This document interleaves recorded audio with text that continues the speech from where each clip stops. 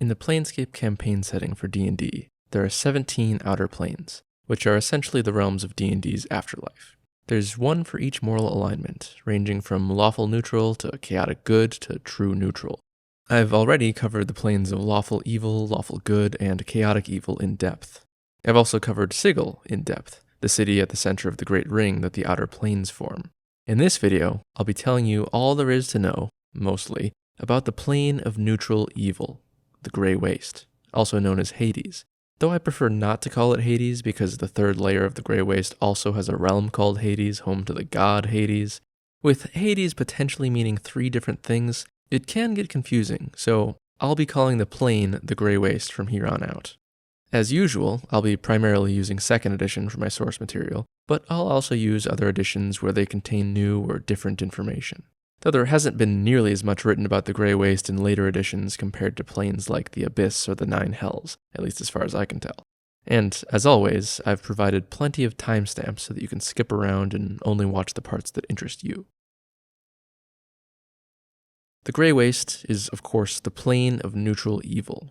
But what does neutral evil actually mean? I've gone over what it means to be evil more broadly in D&D in my other videos, which at its core means to be selfish. But I think it's worth looking into what the various editions have to say about the alignment of neutral evil specifically. In 2nd edition, neutral evil characters are primarily concerned with themselves and their own advancement. They're fine working with others or going solo, whatever's most likely to get them ahead. They'll take advantage of opportunities to benefit themselves, even if it calls for betrayal or doing something illegal or obviously harmful to others. In 3rd edition, neutral evil characters do whatever they can get away with and are out purely for themselves. They aren't held back by codes of conduct or honor or laws or traditions like a lawful evil character might be. But they're also not restless, unpredictable, or arbitrarily violent like a chaotic evil character might be. You might think that someone who sees no reason to act lawfully would be unpredictable, but that's not quite true. If you know what a neutral evil character wants, you can know roughly how they'll act. For example, if you possess a jewel that a neutral evil character wants, and you offer it to them in exchange for their services, they'll probably weigh their options. What's easier and more likely to succeed, doing what this person wants in exchange for the jewel, or just killing them? If you're weak, alone, and unprotected, you can bet on them trying to kill you. But if not, they'll probably take your offer. And afterward, they won't have much reason to kill you once they've gotten what they wanted. In 4th edition, there is no such thing as neutral evil, as 4th edition got rid of the 2-axis alignment system. There's just good, lawful good, evil, chaotic evil, and unaligned. You might think that the evil alignment would pretty much be neutral evil, but if you read the description, it's actually essentially lawful evil, as they use rules and order to maximize personal gain, not caring whether laws hurt other people. In 5th edition, neutral evil characters also do whatever they can get away with, which is interesting to me. 3rd edition said the same thing, of course, but now that I think about it, what does that really mean? And is that really a good description? Surely no character is literally doing whatever they can get away with, because not everybody even has the desire to do whatever they can get away with. For example, if they find the opportunity to steal money from a cafe tip jar without anyone seeing them, it makes complete sense that a neutral evil character would do it. They gain financially from the action, which surely they want to do. But what about a scenario where they find an opportunity to drown a kitten without anybody ever finding out? Would they do it just because they can get away with it? Some might, because they enjoy causing pain and death, but enjoying causing pain and death isn't a criterion for being evil here, and I think rightly so. So surely many neutral evil characters would pass up on that opportunity and just leave the kitten alone. Or perhaps they like kittens, and rather than drowning it, they'd adopt it. So I personally think this 5th edition definition is a bit too simplistic to be helpful. But I suppose the same thing is true of all 5th edition alignments. They're all just one sentence. And that makes some sense considering that 5th edition has really reduced the importance of alignments. Overall, the picture of neutral evil looks like acting basically entirely out of self-interest without any concern for others or how society might view it. Though of course they must still take care to not get caught doing something society deems wrong, because that wouldn't bode well for them. So you might expect the plane of neutral evil to be shaped by those ideals, right? Well, what's interesting is not really. It turns out that, according to Planescape, the purest evil is actually apathy and despair.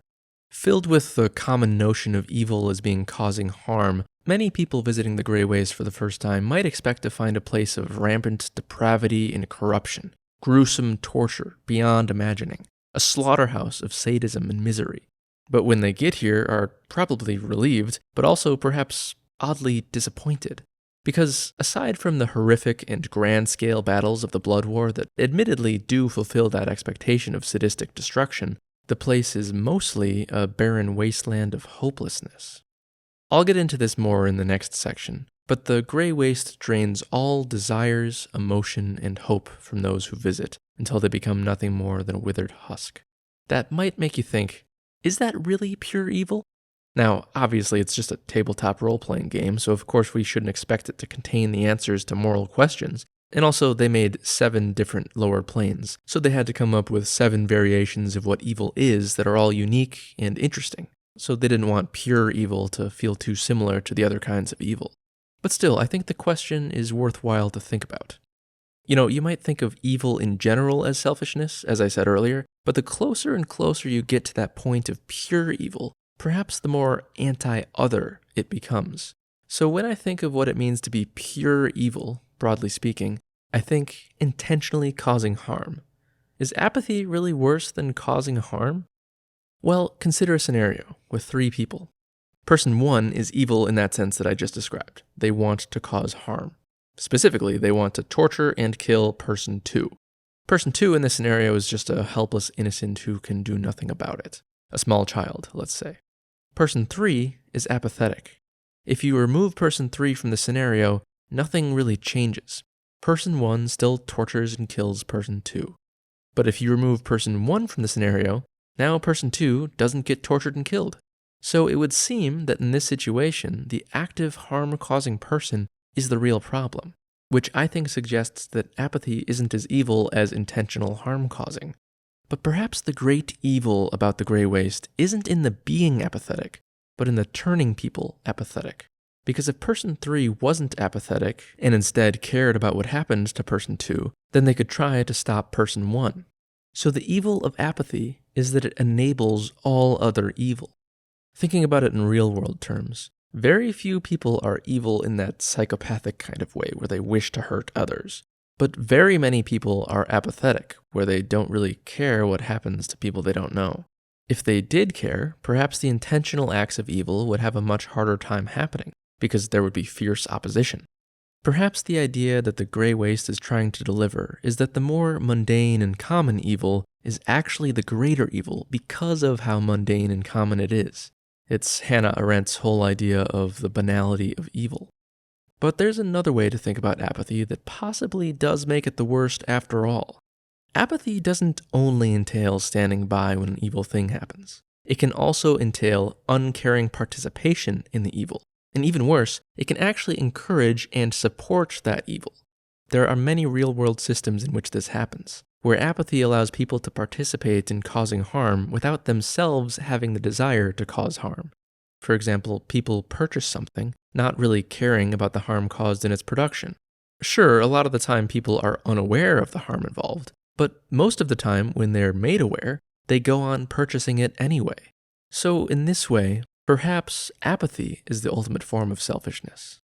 But I suppose this kind of apathy isn't quite what's going on in the Grey Waste.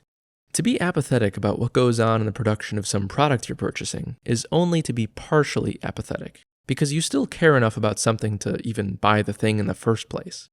In the Grey Waste, you become completely and totally apathetic, no longer seeing the point in doing anything at all.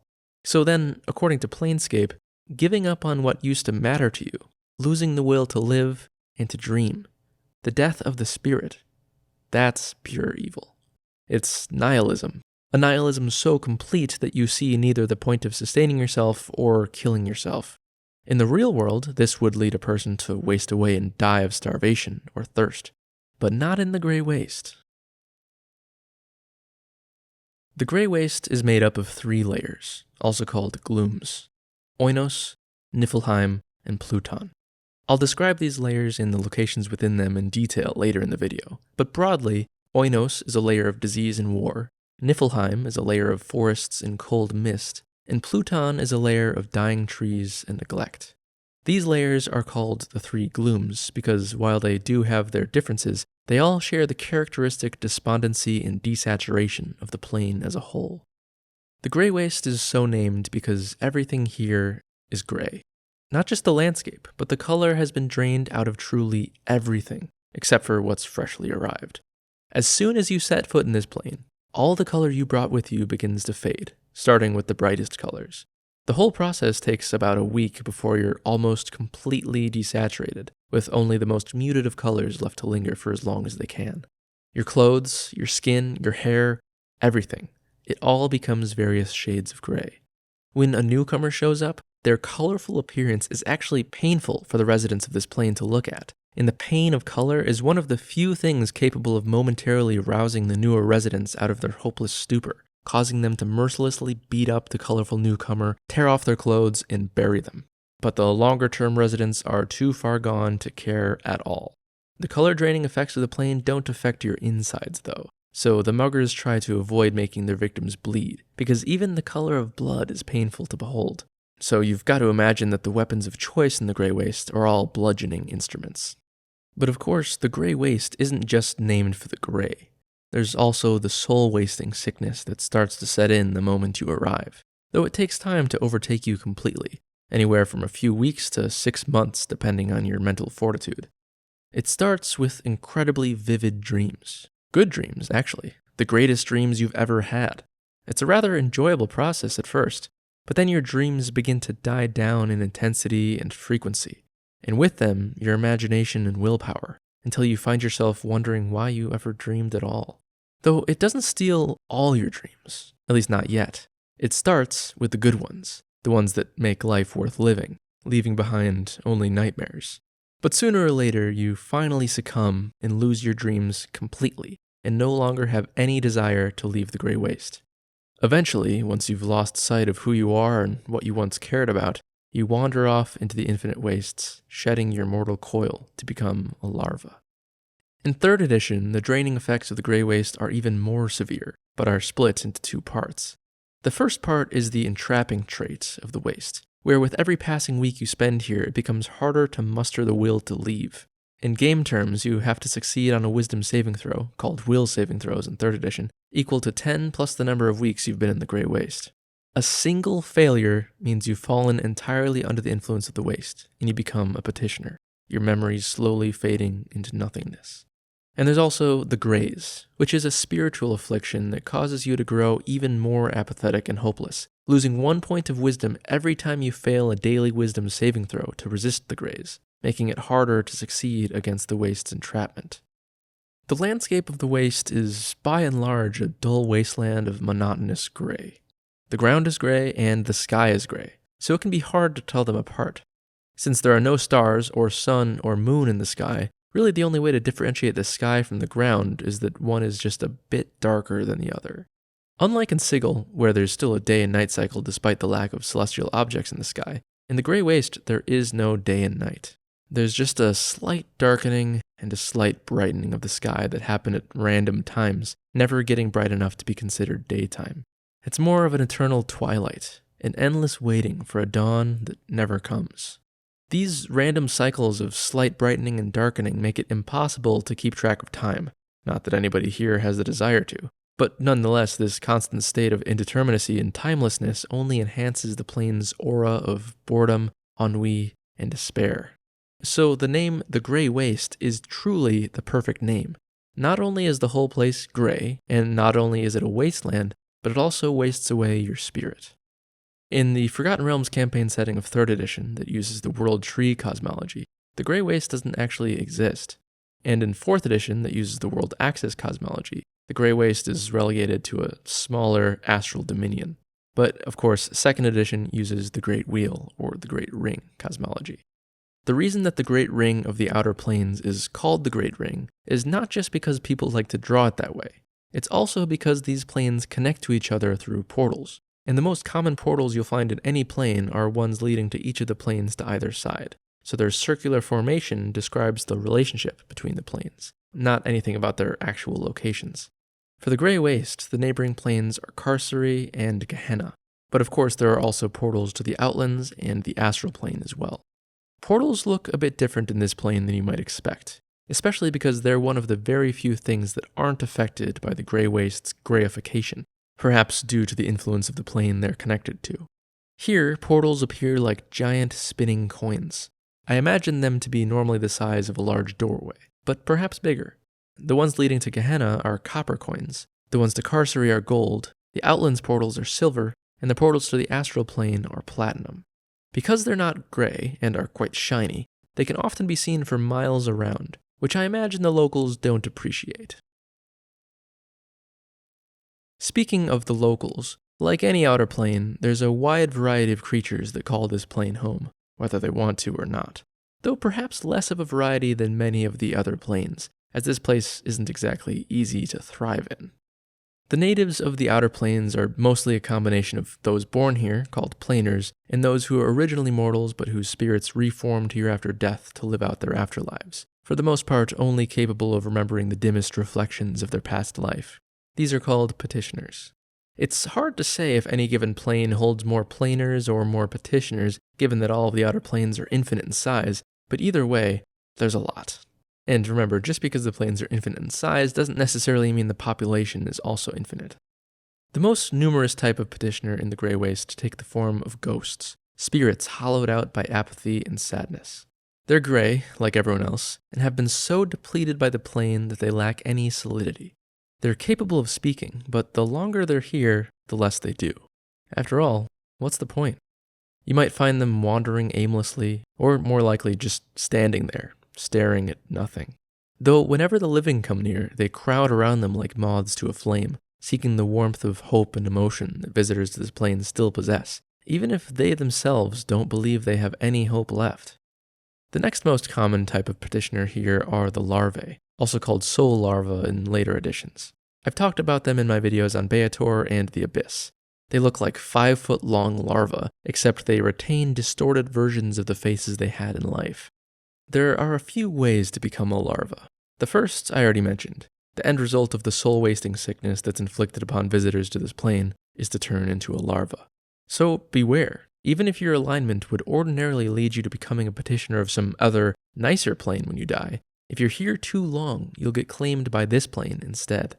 Another way to become a larva is by being evil in life. And I mean really evil. If you're just ordinary evil, like most people probably are, you'll become one of those grey ghosts. The extra malicious people become larvae. Though there is a bit of a possible contradiction here, because in Beator, the less evil petitioners are larvae or nuparibos, and the more evil ones are lemures. But this might not be a contradiction, I suppose. It might be that these planes just operate on different rules for what makes a larva. Or it could be that the amount of evil required to become a larva in Beator in the Grey Waste is the same, and it just takes more evil to become a lemure. And there is a third way to become a larva, which is being turned into one by a night hag. Larvae are quite pitiful and pathetic, and individually extremely expendable, because there are so many of them. But despite this, larvae are actually quite valuable and important as a whole, and they're used as currency throughout the lower planes, but especially in the Grey Waste. That's because they're the starting point of fiendish evolution, and I mean evolution in the Pokemon sense of the word. Larvae spring up all over the lower planes. In Beator, they're turned into devils or imps, and in the Abyss, they're turned into demons or quasits, though only 1 in a million are lucky enough to evolve to these higher forms.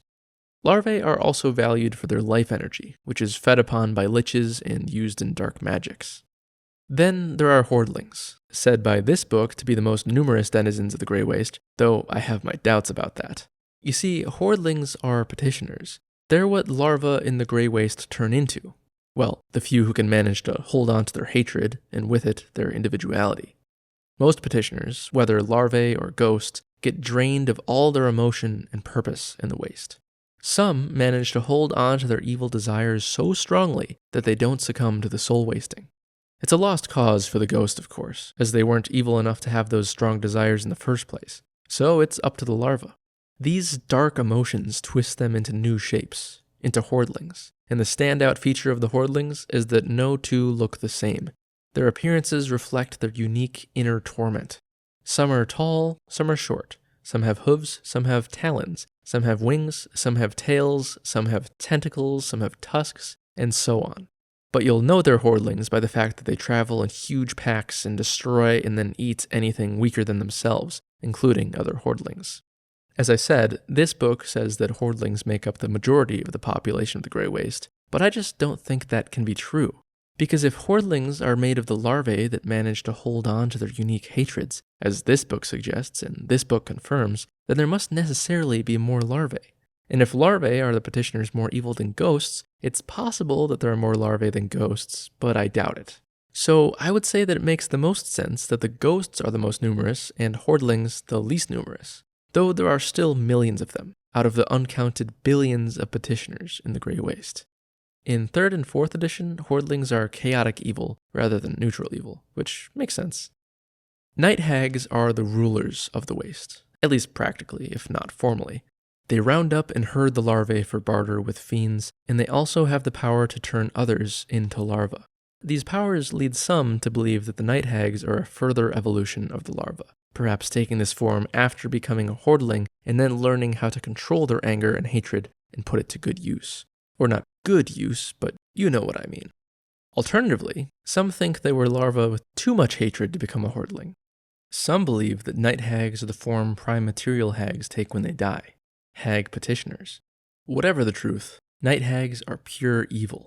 They're wretched old females with glowing red eyes, long claws, and dark violet skin. And wherever they originally came from, they are also capable of reproducing. They put on a guise of an attractive woman and mate with a powerful fiend or sometimes a mortal, and no matter who the dad is, the child always comes out as a night hag. Night hags are incapable of forming permanent alliances, and usually attack any good creature on sight if they think they can win, turning them into larvae to fuel their dark dealings.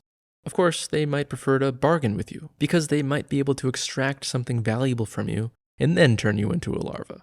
Basically, if you're not more powerful than a night hag, it's mighty unwise to interact with them. They're remarkably cruel, their cruelty only matched by their desire to know all things. So convincing a night hag you've got secret knowledge, or actually having it, might be the only thing that'll save you. But probably not.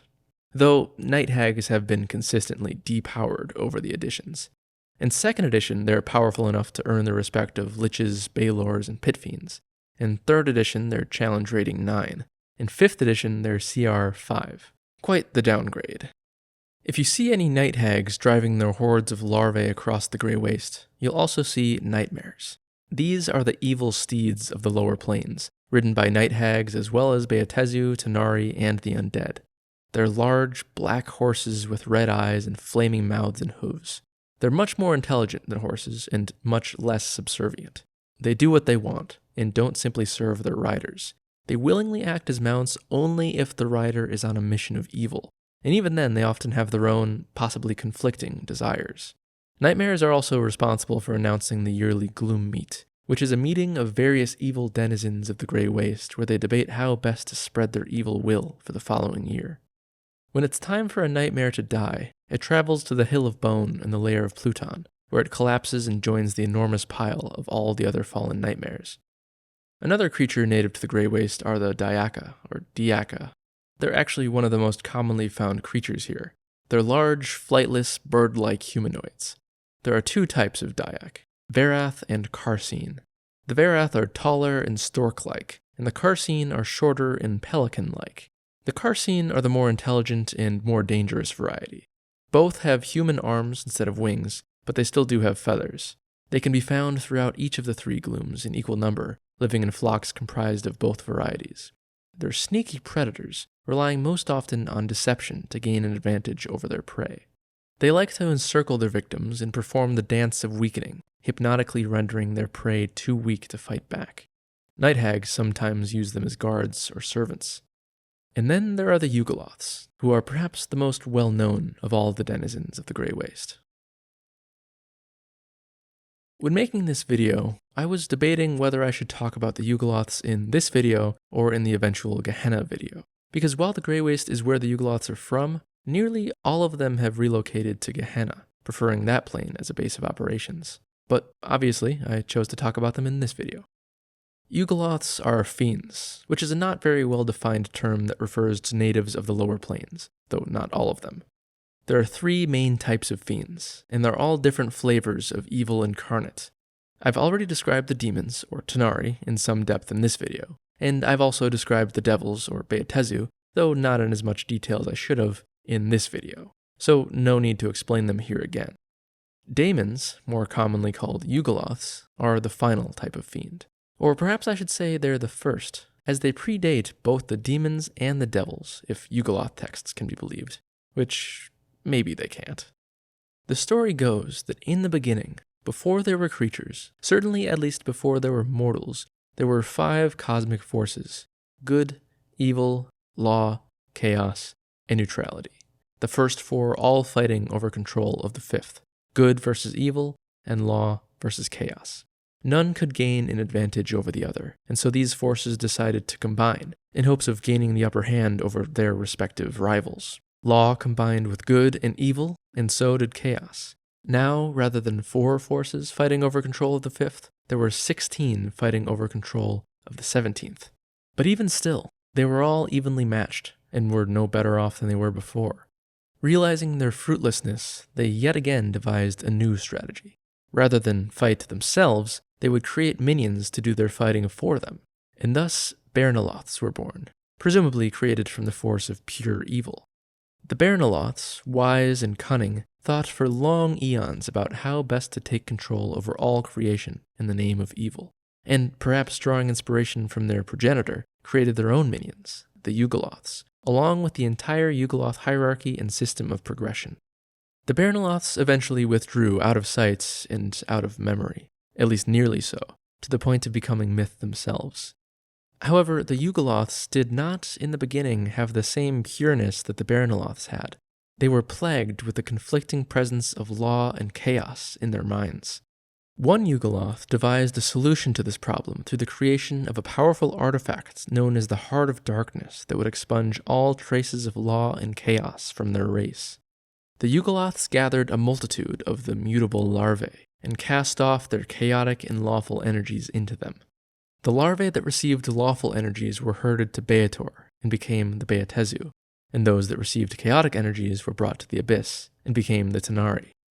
This powerful Yugoloth who created the Heart of Darkness would be praised as a hero, and became the General of Gehenna, the mysterious supreme leader of the Yugoloths, though he's so rarely seen that, like the Bearnoloths, his status has become nearly myth, and it's possible that the General of Gehenna no longer even exists, if he ever did. Of course, this origin story is in conflict with a few others, such as 2 also opposing accounts of how the Beatezu came into being. One story claims that the first Beatezu were formed from the blood of Asmodeus as he fell to the 9 hells, and another claims that the progenitors of the Beatezu were the ancient Beatorians. Naturally, the Yugoloths prefer to believe the story that puts them at the center of it all. Though there is a more unifying myth, offered in 3rd edition, that claims the Bearnoloths created both the ancient Beatorians and the Oberiths, who in various editions are thought to be the progenitors of the Tanari. This one, too, is not believed in many places outside the Grey Wastes in Gehenna. Aside from possibly coming before them, another way that the Yugoloths are different from the Beatezu and Tanari is that they don't arise from petitioners, or from larvae. Yugoloths are created by the very planes, forming as Mesoloths near the Wasting Tower in the Grey Waste or the Tower of the Arcanoloths in Gehenna. This only happens when a Yugoloth dies, which means that the number of Yugoloths in existence never decreases. In fact, because Yugoloths are capable of breeding more Yugoloths, their numbers only ever increase.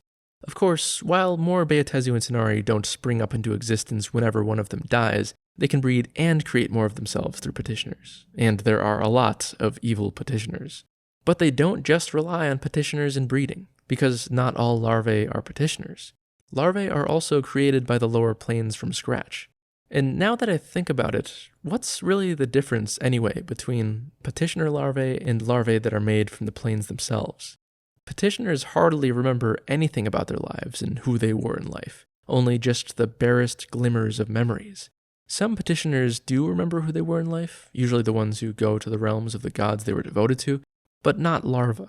Sure, they retain their personalities for the most part, but still, if you were to erase your memories and put your mind in a new body, I'd say you're functionally not even the same person anymore. If you clone yourself, but your clone has no memories, that's hardly even a clone. That's just a new person. You know, it's the ship of Theseus.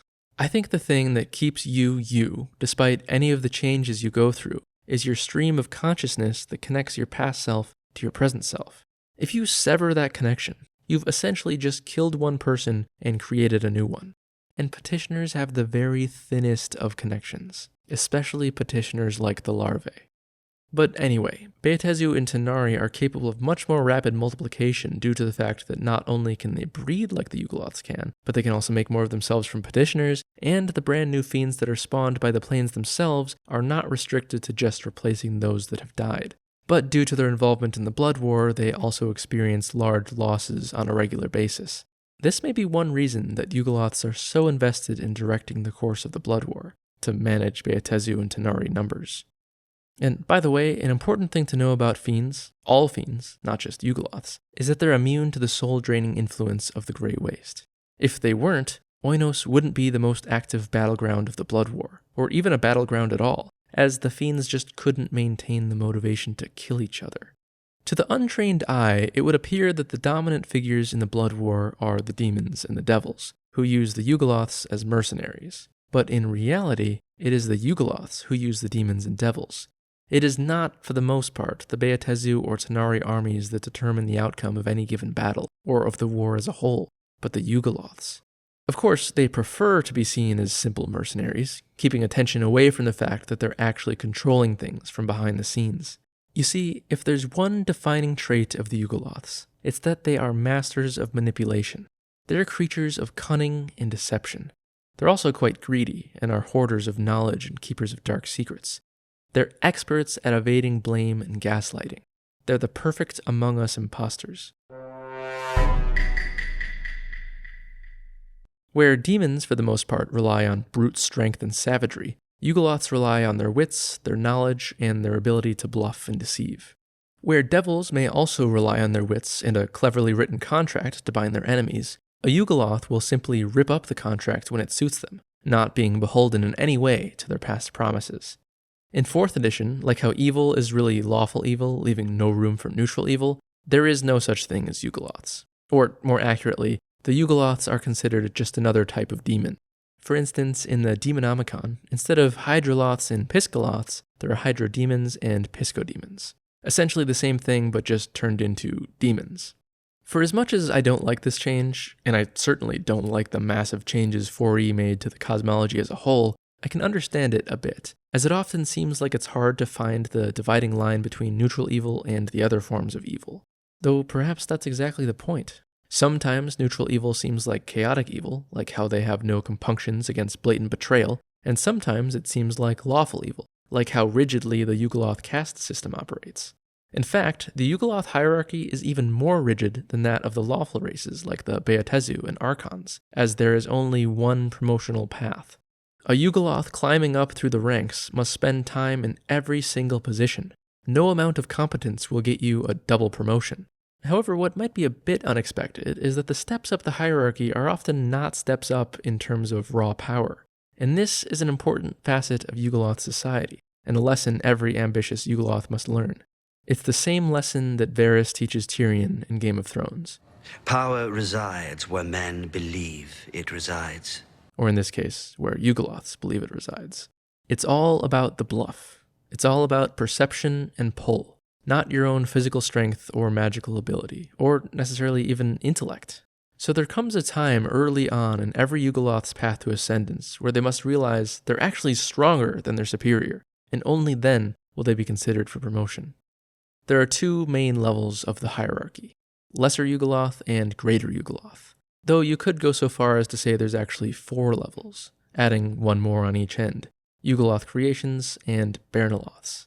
The Yugoloth Creations aren't even considered to be Yugoloths at all, at least not by other Yugoloths, but they're still Yugolothy enough to be classified as such by summoning spells, and that's actually one of the reasons they were created. That way, whenever someone is so reckless as to summon a Yugoloth without knowing its true name, one of these Yugoloth Creations answers the call. That way, none of the proper Yugoloths have to be bothered. There are 2 types of Yugoloth Creations, Canoloths and Guardian Yugoloths. Canoloths are demoted Mesoloths. They're unintelligent beings transformed in such a way as to have no ability or choice but to serve faithfully. They look like large, slightly insectoid dogs with no eyes and long, barbed tongues.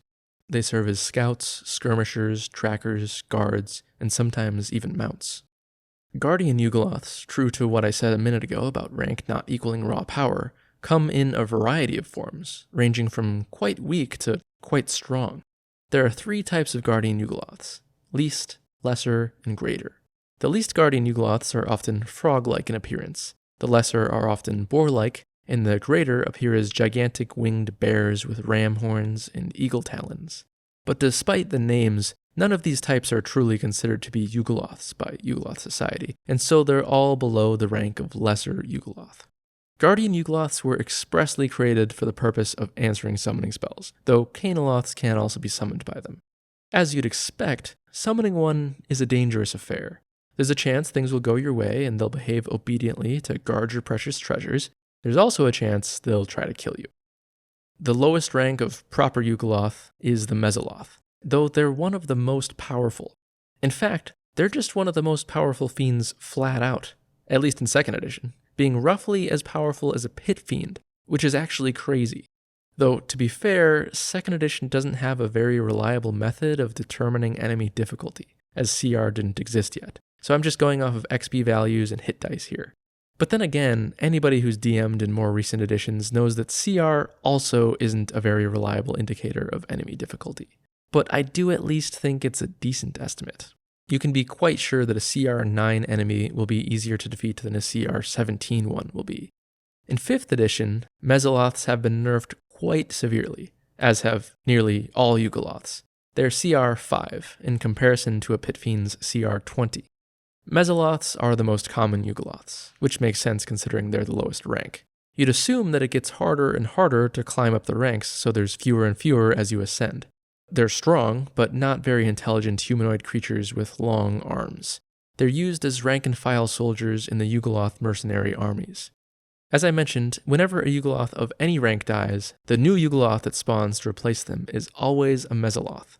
And while I did say before that Yugoloths are capable of procreating, for instance, 2 Arcanoloths can create another Arcanoloth, Yugoloths often prefer to not do this. They want most Yugoloths to have to rise through society, from Mesoloth all the way up. They're strong believers in meritocracy. Mesoloths are more powerful than the next rank up, the Durgoloth. And as I mentioned earlier, the first test of the Yugoloth is to realize that they're actually stronger than their superiors, and that physical might doesn't correspond to rank. Durgoloths, like Mesoloths, also serve as rank-and-file mercenaries in the Blood War. They're about as intelligent as Mesoloths, which is to say they're quite stupid and incapable of understanding the Blood War. They only fight in it because their superiors make them, and because they're cruel and enjoy the bloodshed. Even so, they're difficult to control, and when not fighting in the Blood War, they like to spend their time roaming the Grey Waste in huge hordes and going around stealing larvae from night hags. Durgoloths have round bodies, 5 arms, 3 legs, and insect-like heads that can rotate 360 degrees. In 4th edition, they look more like beetles, but in all editions, they retain their 3 legs, 5 arms, and general insectoid appearance. Higher-ranking Yugoloths are often turned into Durgoloths as a punishment. This punishment effectively erases much of the Yugoloth's identity, as the intelligence, mental capacity, and knowledge they had is lost when transformed into this feeble-minded form. Piscoloths are the next rank up, and like the 2 ranks below, they're rather insectoid in appearance, though they also have features of birds and lobsters. But let's be real, lobsters are just the insects of the sea. They've got fish tails, bird talons, crab-like pincers, lobster bodies, and insectoid heads, with bulging eyes that allow them to see backward. These guys are certainly an upgrade over the Durgoloths, both in terms of sheer power and intelligence. Their role in Yugoloth society is to act as the sergeants and overseers of the Mesoloths and Durgoloths, attempting to maintain order against those rather uncontrollable Yugoloths. Piscoloths are despised by their inferiors and are frequently mutinied against, making it one of the most precarious, high-turnover positions in Yugoloth society. After Piscoloths come Hydroloths. Bucking the insectoid theme of the first 3 lesser Yugoloths, Hydroloths look more like frogs with underarm flaps that allow them to glide, at least in most editions. Ever the black sheep of the D&D family, 4th edition changes up their appearance, making them look like amphibian vulture humanoids with glyphs and sigils covering their bodies. As their name and their frog-like appearance would suggest, Hydroloths prefer aquatic environments, though they also like volcanic environments and are immune to fire, as are all Yugoloths, by the way. Hydroloths are one of the few creatures capable of swimming in the river Styx without losing their memories, and so they're frequently found there. They are prized for their expertise at ambushes and aquatic combat. They also act as scouts and guides for the Yugoloth forces. The next type of Yugoloth is the Yagnoloth. They're essentially the lords and nobles of Yugoloth society. Though they're widely hated by Yugoloths, they're granted the authority by the Ultraloths to rule over lands and fiefdoms, and to command all Yugoloths within their territory up to and including the rank of Arcanoloth. Yagnoloths are lazy, greedy, and tend to horribly abuse their power. They look like hulking red scaly humanoids with bat wings for ears, one-armed giant, and one-armed small. Merenoloths are often thought of as in-between lesser and greater Yugoloths, though technically speaking, they're still lesser Yugoloths. They look like thin, gray, skeletal humanoids, usually wearing hooded robes. They have one specific task to perform, and that is to be the ferryman of the river Styx. They always demand payment for their services, and they only transport creatures, not cargo. Though, being Yugoloths, they aren't entirely trustworthy, and there's always a chance that a Merenoloth betrays their passenger. Merenoloths learn the art of making contracts, and the equally important art of breaking them. The main functional difference between the greater Yugoloths and the lesser is that the greater are the ones responsible for charting the path to Yugoloth supremacy, and all lesser Yugoloths are simply tools to reach that goal. Nikoloths are the least of the greater Yugoloths. They act as observers, reporters, and scouts of the Blood War, teleporting from battlefield to battlefield all over the lower planes, passing their reports directly on to the Arcanoloths. They look like large, broad, green gargoyles. Arcanoloths are the main record keepers and contract makers of Yugoloth society. They negotiate with the Beatezu and Tanari on the prices and conditions of Yugoloth services. Naturally, they're not just in it to further the goals of the Yugoloth race. They're largely in it to personally make a profit and gain power. They're incredibly intelligent beings that look like humanoid jackals, though Shemeshka the Marauder, undoubtedly the most well-known Arcanoloth in D&D, is more of a humanoid fox. I said before that most Yugoloths have packed up and moved to Gehenna. This is especially true of Arcanoloths. You're unlikely to find one in the Grey Waste. The highest form a Yugoloth can hope to take is the Ultraloth. These are the rulers of the Yugoloths, playing a similar role as the Pit Fiends of the Beatezu and the Baelors of the Tanari. They oversee the Yugoloth forces and determine when they should betray one side or the other. They appear as faceless, gray-skinned humanoids with large heads, although they do have eyes, so by faceless I just mean they lack a mouth and a nose, though 3rd and 4th edition give them mouths, and the various editions change their skin color too. They kind of look like a stereotypical depiction of a Martian. All Ultraloths look the same. The only way to distinguish one from another is what they're wearing and how they act. While they certainly are powerful, they aren't all that much more powerful than other Yugoloths, such as the lowest rank, the Mesoloth. But the Ultraloths have such a force of will and such an air of mystery about them that the other Yugoloths don't know that, and so suspect Ultraloths of having much greater power than they actually do. Though, while they do have considerable power, their true power lies in their unbelievable knowledge and their vast webs of influence. But even though Ultraloth is the highest evolution a Yugoloth can achieve, there still are positions for Ultraloths hoping to climb even higher still. These are the absolute rulers of the Yugoloths, the Oinoloth and the General of Gehenna. The General of Gehenna, as I've already mentioned, is a somewhat mythical character who's rather hard to find, and also rather unlikely to be replaced, as it seems like the same Ultraloth, the first Yugoloth ever to become an Ultraloth, by the way, the one who made the Heart of Darkness, is still in that position. The Oinoloth is a position also held by an Ultraloth, although it doesn't need to be. It just happens to be the case that the Oinoloth is always an Ultraloth. This position is less mythical and more precarious. All it takes to become the Oinoloth is to oust the current one from the Siege Malicious, which is the living throne at the top of Kin Oin, the Wasting Tower, which I'll describe more when I talk about the first layer of the Grey Waste, Oinos. In fact, in Planescape lore, the position of the Oinoloth has recently changed hands. An Ultraloth known as Anthraxis used to be the Oinoloth, but he was deposed by another Ultraloth named Midian Claris. Rather than killing him, it's said that Midian Claris whispered to Anthraxis a secret of such profound and disturbing insight that he was compelled to abdicate the throne. You could say that the General of Gehenna rules Gehenna, while the Oinoloth rules the first layer of the Grey Waste, and that would probably be accurate, but not entirely accurate. The General of Gehenna holds sway in the Grey Waste too, and the Oinoloth's commands are obeyed in Gehenna as well. It might then be more accurate to say that the Oinoloth is the nominal leader of the Yugoloths, while the General of Gehenna is the true leader. Though that doesn't mean the Oinoloth doesn't have power. The way I see it, the Oinoloth does most of the ruling, but if the General so desires, he can overrule the Oinoloth. Another way of looking at it is that the Oinoloth is the political leader of the Yugoloths, while the General of Gehenna is more the spiritual leader. But above even the General of Gehenna, at least according to some sources, are the Bernoloths, the ancient progenitors of the Yugoloths. However, they're even more legendary and elusive than the General is, and many doubt that Bernoloths even exist. I think it's correct to think of Bernoloths as a type of Yugoloth. However, an important thing to note is that they are a completely separate type. Ultraloths do not get promoted to Bernoloths. Bernoloths are just Bernoloths. They're kind of like the Yugoloth equivalent to ancient Beatorians, who according to myth are the progenitors of the Beatezu, and who are also extremely elusive, lurking in the deep and unknown places of the Nine Hells. Most who go looking for the Bernoloths don't return, and most who do return weren't successful. Though some mortals have claimed to have met them, and they've reported that the Bernoloths have denied creating the Yugoloths, but that might just be a Bernoloth deception. Or the Yugoloth origin stories might be an Ultraloth deception intended to grant themselves legitimacy. As fun and interesting as it is to talk about the Bernoloths as if they might be myths, as most of the Planescape books do, with one exception that makes them seem much more mundane, they have concretely shown up a few times.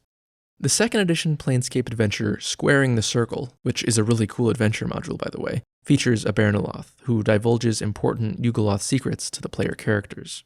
It's actually pretty interesting, and showcases the Yugoloth manipulations of the Beatezu and Tanari, so I'll describe the basics of what happens in it. The premise of the adventure is that the Oinoloth seeks to cripple the Beatezu and Tanari so that the next stage of the grand plan for Yugoloth domination can begin. Long ago, a Bernoloth captured and corrupted a celestial, likely a planetar, and transformed it into a subservient abomination called the Maeldur et Kavurit, capable of establishing a subconscious mental contact with all fiends and teleporting them whenever they want, leading the Beatezu and Tanari into believing they have the power to teleport without error. Now the Oinoloth wishes to remove that power from them, while keeping it for the Yugoloths, and keeping anyone from suspecting the Yugoloths had anything to do with it. So he lets the information about the Maeldur's existence slip to the upper planes, who naturally want to deactivate this creature to cripple the fiends, and the player characters get enlisted to do the job. So all throughout the adventure, the player characters are unwittingly carrying out the Yugoloth's plans. They find the Maeldur at Kavuris with the help of the Bernoloth who created it, and learn that it can teleport anybody as long as it knows their name. They tell it its own name and convince it to teleport itself into the river Styx so that it forgets the name of every fiend in existence. And just after that happens, the Yugoloths secure it again and begin telling it every Yugoloth name, so that now only Yugoloths have the power to teleport without error, leaving the other fiendish races with a massive disadvantage so that Yugoloth domination can begin. There's another Bernoloth in the 5th edition Planescape adventure, The Turn of Fortune's Wheel. It keeps a lair within the spire in the Outlands and offers secrets of the multiverse, like that all portals are alive and are part of the god Eoscar, who is very much not dead, or that the spire is made up of countless versions of Sigil from past incarnations of the multiverse. This is the Bernoloth's nature. They possess lost lore and sinister secrets, and relish in spreading lies and sowing turmoil, though perhaps relish isn't the right word, as they usually seem totally apathetic while they inflict anguish and dismay. Yugoloths are large, gangly, horned, postulant beings, typically found, if found at all, in the Grey Waste. Like all the other outer planes, the Grey Waste has all sorts of wonky effects on magic. In some cases, limiting the use of spells or nullifying them entirely, and in other cases, enhancing them so much that they actually become a liability. Spells that are color-based, such as color spray, just automatically fail here. And any spell you cast always has the most evil effect possible. That doesn't mean that a spell is going to change what it fundamentally does to something else, like trying to heal someone and it actually harms them. Rather, it means that whatever range of effects a spell could plausibly have based off its description, the most evil one is going to happen. For instance, if you summon a pseudo-elemental, that pseudo-elemental is going to be evil, guaranteed. But of course, this is just the general case. Some spell schools are altered beyond the effects just being evil. For example, conjuration spells are altered here in a potentially dangerous way. The thing that you summon can be far beyond the power level of the spell that summoned it. For example, if you use the 2nd edition spell, Monster Summoning 1, or in 5th edition terms, if you use the spell Summon Lesser Demons, you could wind up summoning a Pit Fiend, even though that's way more powerful a creature than you'd normally get from such a spell. Similarly, necromancy spells are empowered, and it's impossible to raise mindless undead here. All summoned undead are evil and free-willed, insofar as the term free-willed is even a coherent concept. So, just in the sense that they aren't under the control of the necromancer. So much like a nightmare serving as someone's steed, they would only go along with a necromancer's wishes so long as those wishes serve the pursuit of evil. Necromancy spells used for good purposes fail completely. Divination spells aren't very useful here because they reveal portents and messages tinged with doom and gloom, which might be accurate but also might not be. The School of Enchantment operates in an interesting way in the Grey Waste. An enchantment only works if it can conceivably be used for evil, otherwise the spell fails. Plus, the overwhelming despair seeped into the psyche of the plane's inhabitants give them resistance to enchantment spells. But when a charm is successful, it snaps them out of the plane's influence, at least if they're still fresh to the plane. The ones who have been here more than 2 weeks are too far gone to find hope again. But for those that do get snapped out of it, when the charm wears off, they get rather angry at the spell's manipulation, and that anger keeps away the Waste's influence for another week. However, when that fades, they succumb to the Waste even more than they had before. So, unless you plan on rescuing the person you're charming from the Grey Waste, you're pretty much dooming them by casting an enchantment on them. There is a way to get around all of this, though, and that's by using spell keys, which each of the planes have. By using a spell key, you can get your magic to behave normally. Spell keys are different for each layer of each plane and for each spell school, and occasionally even for particular spells. They're usually objects, but sometimes they're non-objects. Some planes have their own unique system of spell keys. For example, on Mount Celestia, all spell keys are different types and shapes of metal. In Beator, the amount of spell keys required increases exponentially the deeper into the plane you go. In the Abyss, spell keys aren't objects per se, but rather are bribes to the demons to not kill you for using magic. The Grey Waste doesn't have any such unique system. There's just one spell key for each school and layer. For example, the key for the School of Necromancy in the 3rd layer, Pluton, is a stone plucked from the mouth of a petitioner. The rest is really up to the DM to invent, or to decide not to even bother with the whole idea of spell keys. But the Grey Waste does have some additional magic features that you won't be able to solve with a spell key, ones that make traversal rather difficult. You see, if you're traveling throughout the plane intent on reaching your destination, you'll move about 10 times slower than you otherwise would. I don't take that to mean that you move in slow motion, but rather that the distance between you and your destination stretches out to make it take longer. The trick to traveling at regular speed is to not concentrate on your destination. You have to not care about getting there. Basically, the plane wants you to give in to its apathetic influence and makes it harder on you if you don't. And it seems nearly all the builders in this plane inevitably give in to this apathy as well, because every road fizzles out after less than a mile. Plus, it's not just normal traversal that's difficult. Teleportation is severely impaired on this plane too. Teleporting in and around the plane through any means, except going through a portal, but I suppose that's a different phenomenon to teleportation, has a 75% chance of failure, and a 100% chance of failure in Oinos, the first layer. There are many theories about why this is the case. Some say that the gray gloom of the plane makes the various parts all kind of look the same, even to a spell, confusing the magic. Some say the restrictions on teleportation are put in place by the Fiends, probably the Yugoloths, to limit the movement of troops in the Blood War and keep them in the main battlefields. Some say that the plane itself dislikes freedom of movement. After all, the Grey Waste wants to infect you with its all-consuming despair and keep you there, which would be harder to do if you could teleport to the nearest exit. Whatever the true reason, all this has the effect of making the Grey Waste one of the hardest planes to leave. But how do you get there? Getting to the Grey Waste isn't a problem. Of course, the obvious question to ask is, why would you want to come here? But if you've already decided on it, it's quite accessible, at least relative to all the other planes. If you're just some schmuck from the prime material plane without any magical ability or any magical friends, yeah, you're probably out of luck. The outer planes just aren't accessible to the average prime material Joe. But if you're already in the outer planes, finding your way here is simple enough. And that's really part of the problem. This is one of the easiest planes to get to, and one of the hardest to leave. Just how the Grey Waste likes it.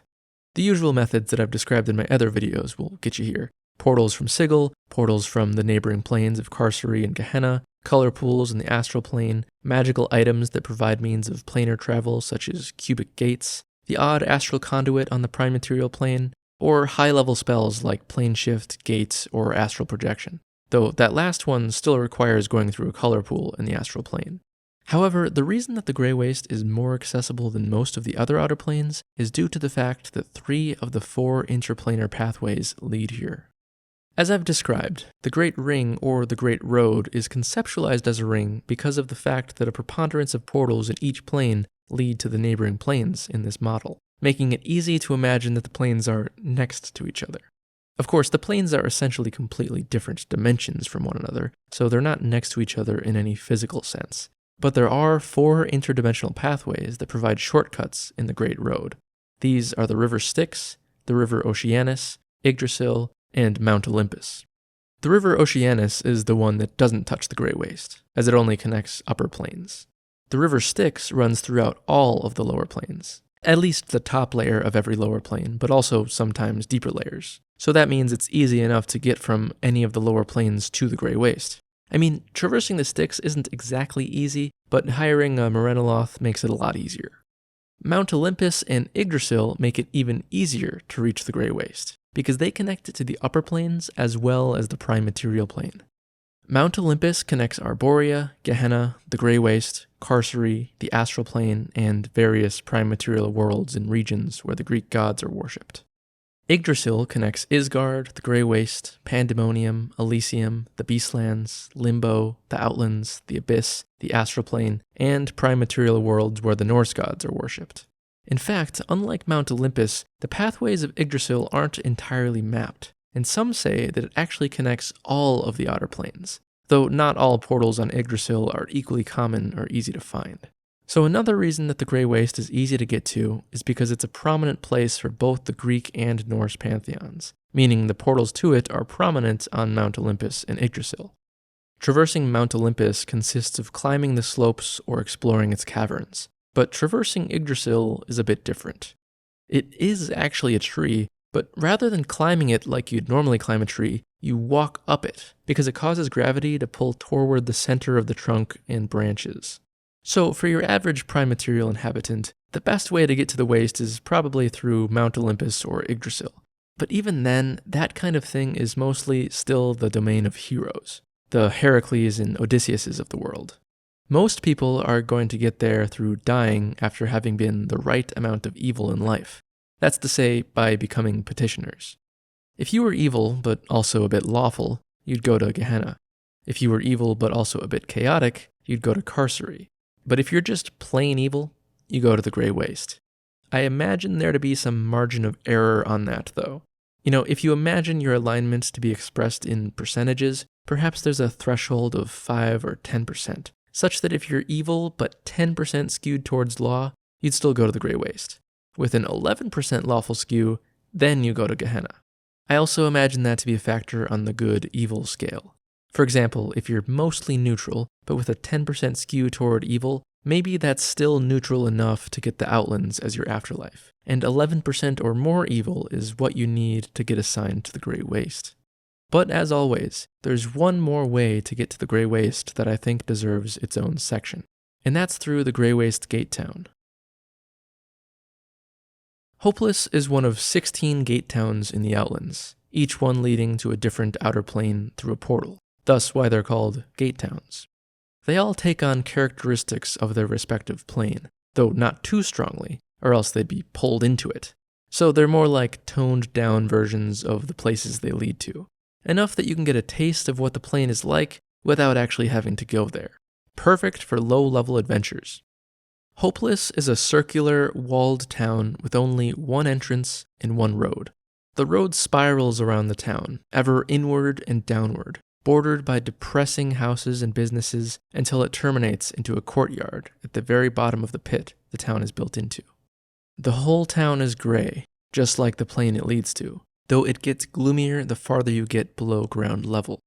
The only colorful part of town is the entrance, the Screaming Gate, which is made of red stone cut into the shape of a screaming face. Much like the inhabitants of the Grey Waste, the residents of Hopeless are either depressed, apathetic, or both by turns. As Hopeless is the gate town for an evil plane, you'd expect most of the citizens to be evil, which they no doubt are, but they also don't have enough energy to actually do anything evil to you. The people that drift into this town have nowhere else to go and nothing else to do with their lives. The emotion-draining and color-draining effects of the Grey Waste seem to leak out of the town's portal, so after a few weeks of being here, your body will take on a grayish pallor known as a wasting tan, and your eyes will grow accustomed to the gloom, making bright colors painful. There are laws in place forbidding people from wearing bright colors a certain distance down into the pit, but the exact distance where the law takes effect isn't well advertised, so newcomers usually have to find out the hard way. At the bottom of the pit, in the center of the flat courtyard of gray stone, is a low well filled to the brim with a thick black ooze like molten tar. This is the gate to the Grey Waste, known in 5th edition as the Wishless Well. All you have to do is jump in and you'll get spit out somewhere in the first layer. Alternatively, you could draw some of the ooze out of the well with magic to make it erupt all over the courtyard.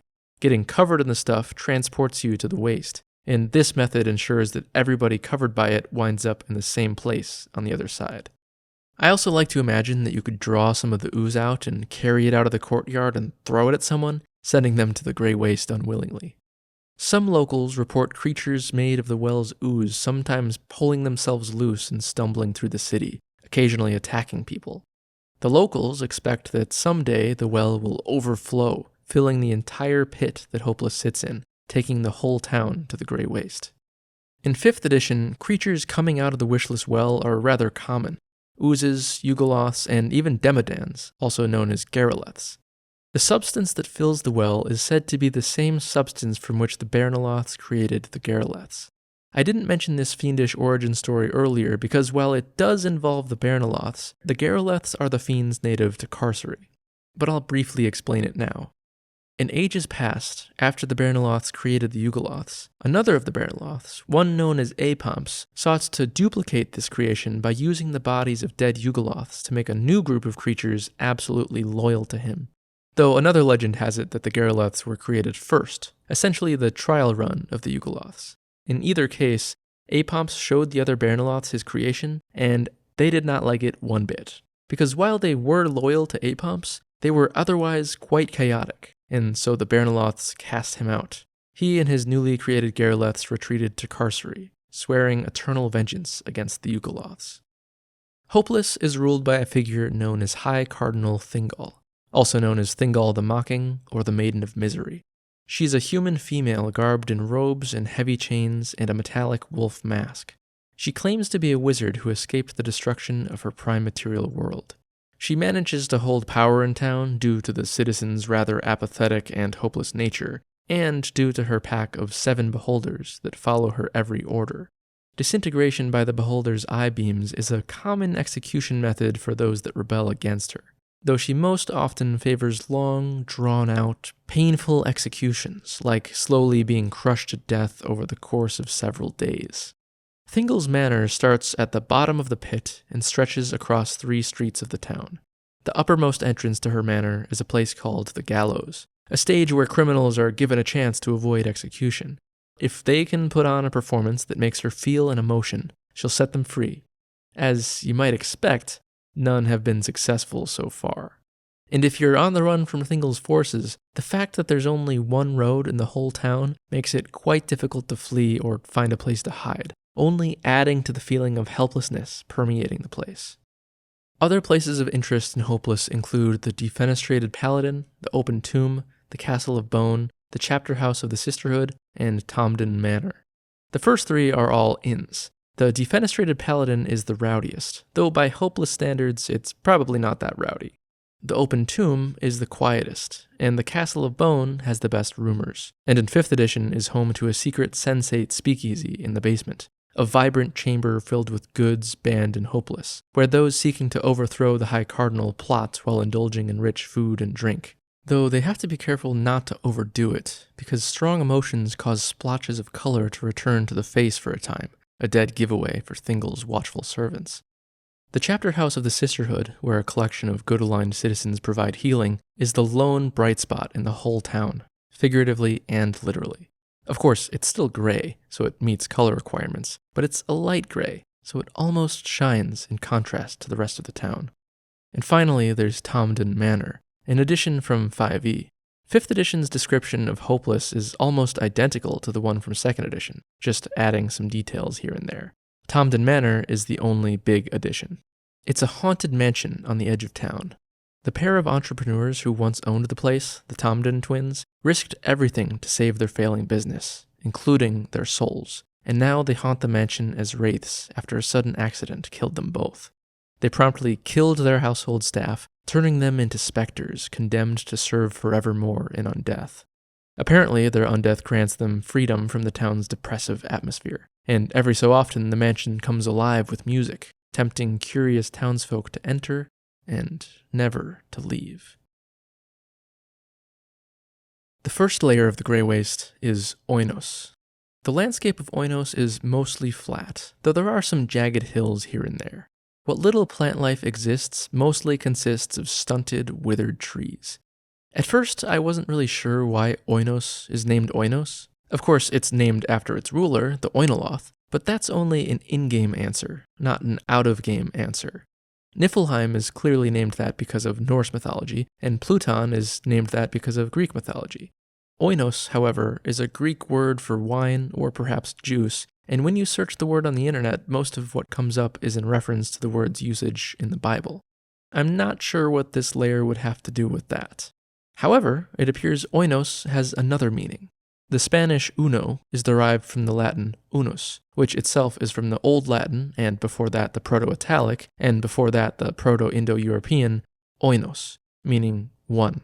And that certainly makes sense, being the first layer of the plane, and the Oinoloth being the first Yugoloth, not in terms of chronology, but in terms of hierarchy. Oinos is a war-torn layer. Due to the fact that the Blood War is the feud between the devils of the Nine Hells and the demons of the Abyss, and the Grey Waste is situated between the two, and of course due to the influence of the scheming Yugoloths, the Grey Waste, and more specifically Oinos, is the primary battleground of the Blood War. This is where the largest armies in existence crash into each other in battles that can rage for centuries. Because of this, much of the landscape of the layer is scarred from the eternal conflict. Though of course, as I mentioned earlier, travel is restricted in this plane, and teleportation is impossible in this layer. So even though the armies are unthinkably huge and the battles are mind-bogglingly cataclysmic, it's not as if the whole layer is overtaken by the war. It's relatively contained to a few massive battlefields. Plus, like all layers of the Outer Planes, Oinos is infinitely large. Nonetheless, the sounds of distant weapons clashing and screams of agony echo across the layer. You'd imagine, as a visitor, that inevitably the ever-present horrors of war become normalized, washing into the background, eventually not even noticeable. Fitting for the Grey Waste. Perhaps the most well-known Blood War battleground is the Field of Nettles. It's a field about 300 miles across, bounded on two sides by the River Styx, flowing toward the Abyss in one direction and toward Beator in the other, carrying both Beatezu and Stenari to the battlefield. This is the main reason that it's such a famous spot. It isn't of great strategical importance, and it doesn't hold valuable resources. It's just a place where the opposing armies are routinely and easily brought to one another, making it the final resting place of billions of fiends. The field is named for the sharp nettles that inhabit it. These are giant thistles, sometimes reaching 30 feet high, with hollow spikes that drain the blood of anything they prick. The field's also home to ravines and bluffs, jagged rocks, and deep clefts, allowing for plenty of tactical maneuvering.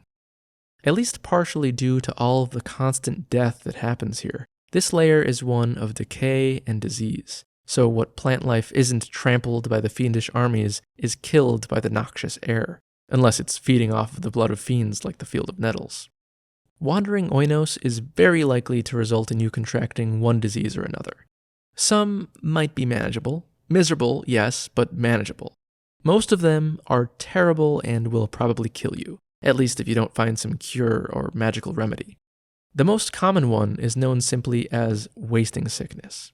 In game terms, it drains your strength, constitution, dexterity, and charisma equally until they all reach 0. Then you die. Travelers of Oinos have a 10% chance per day of suffering from the malady, and it drains 1 point from each of those stats per day.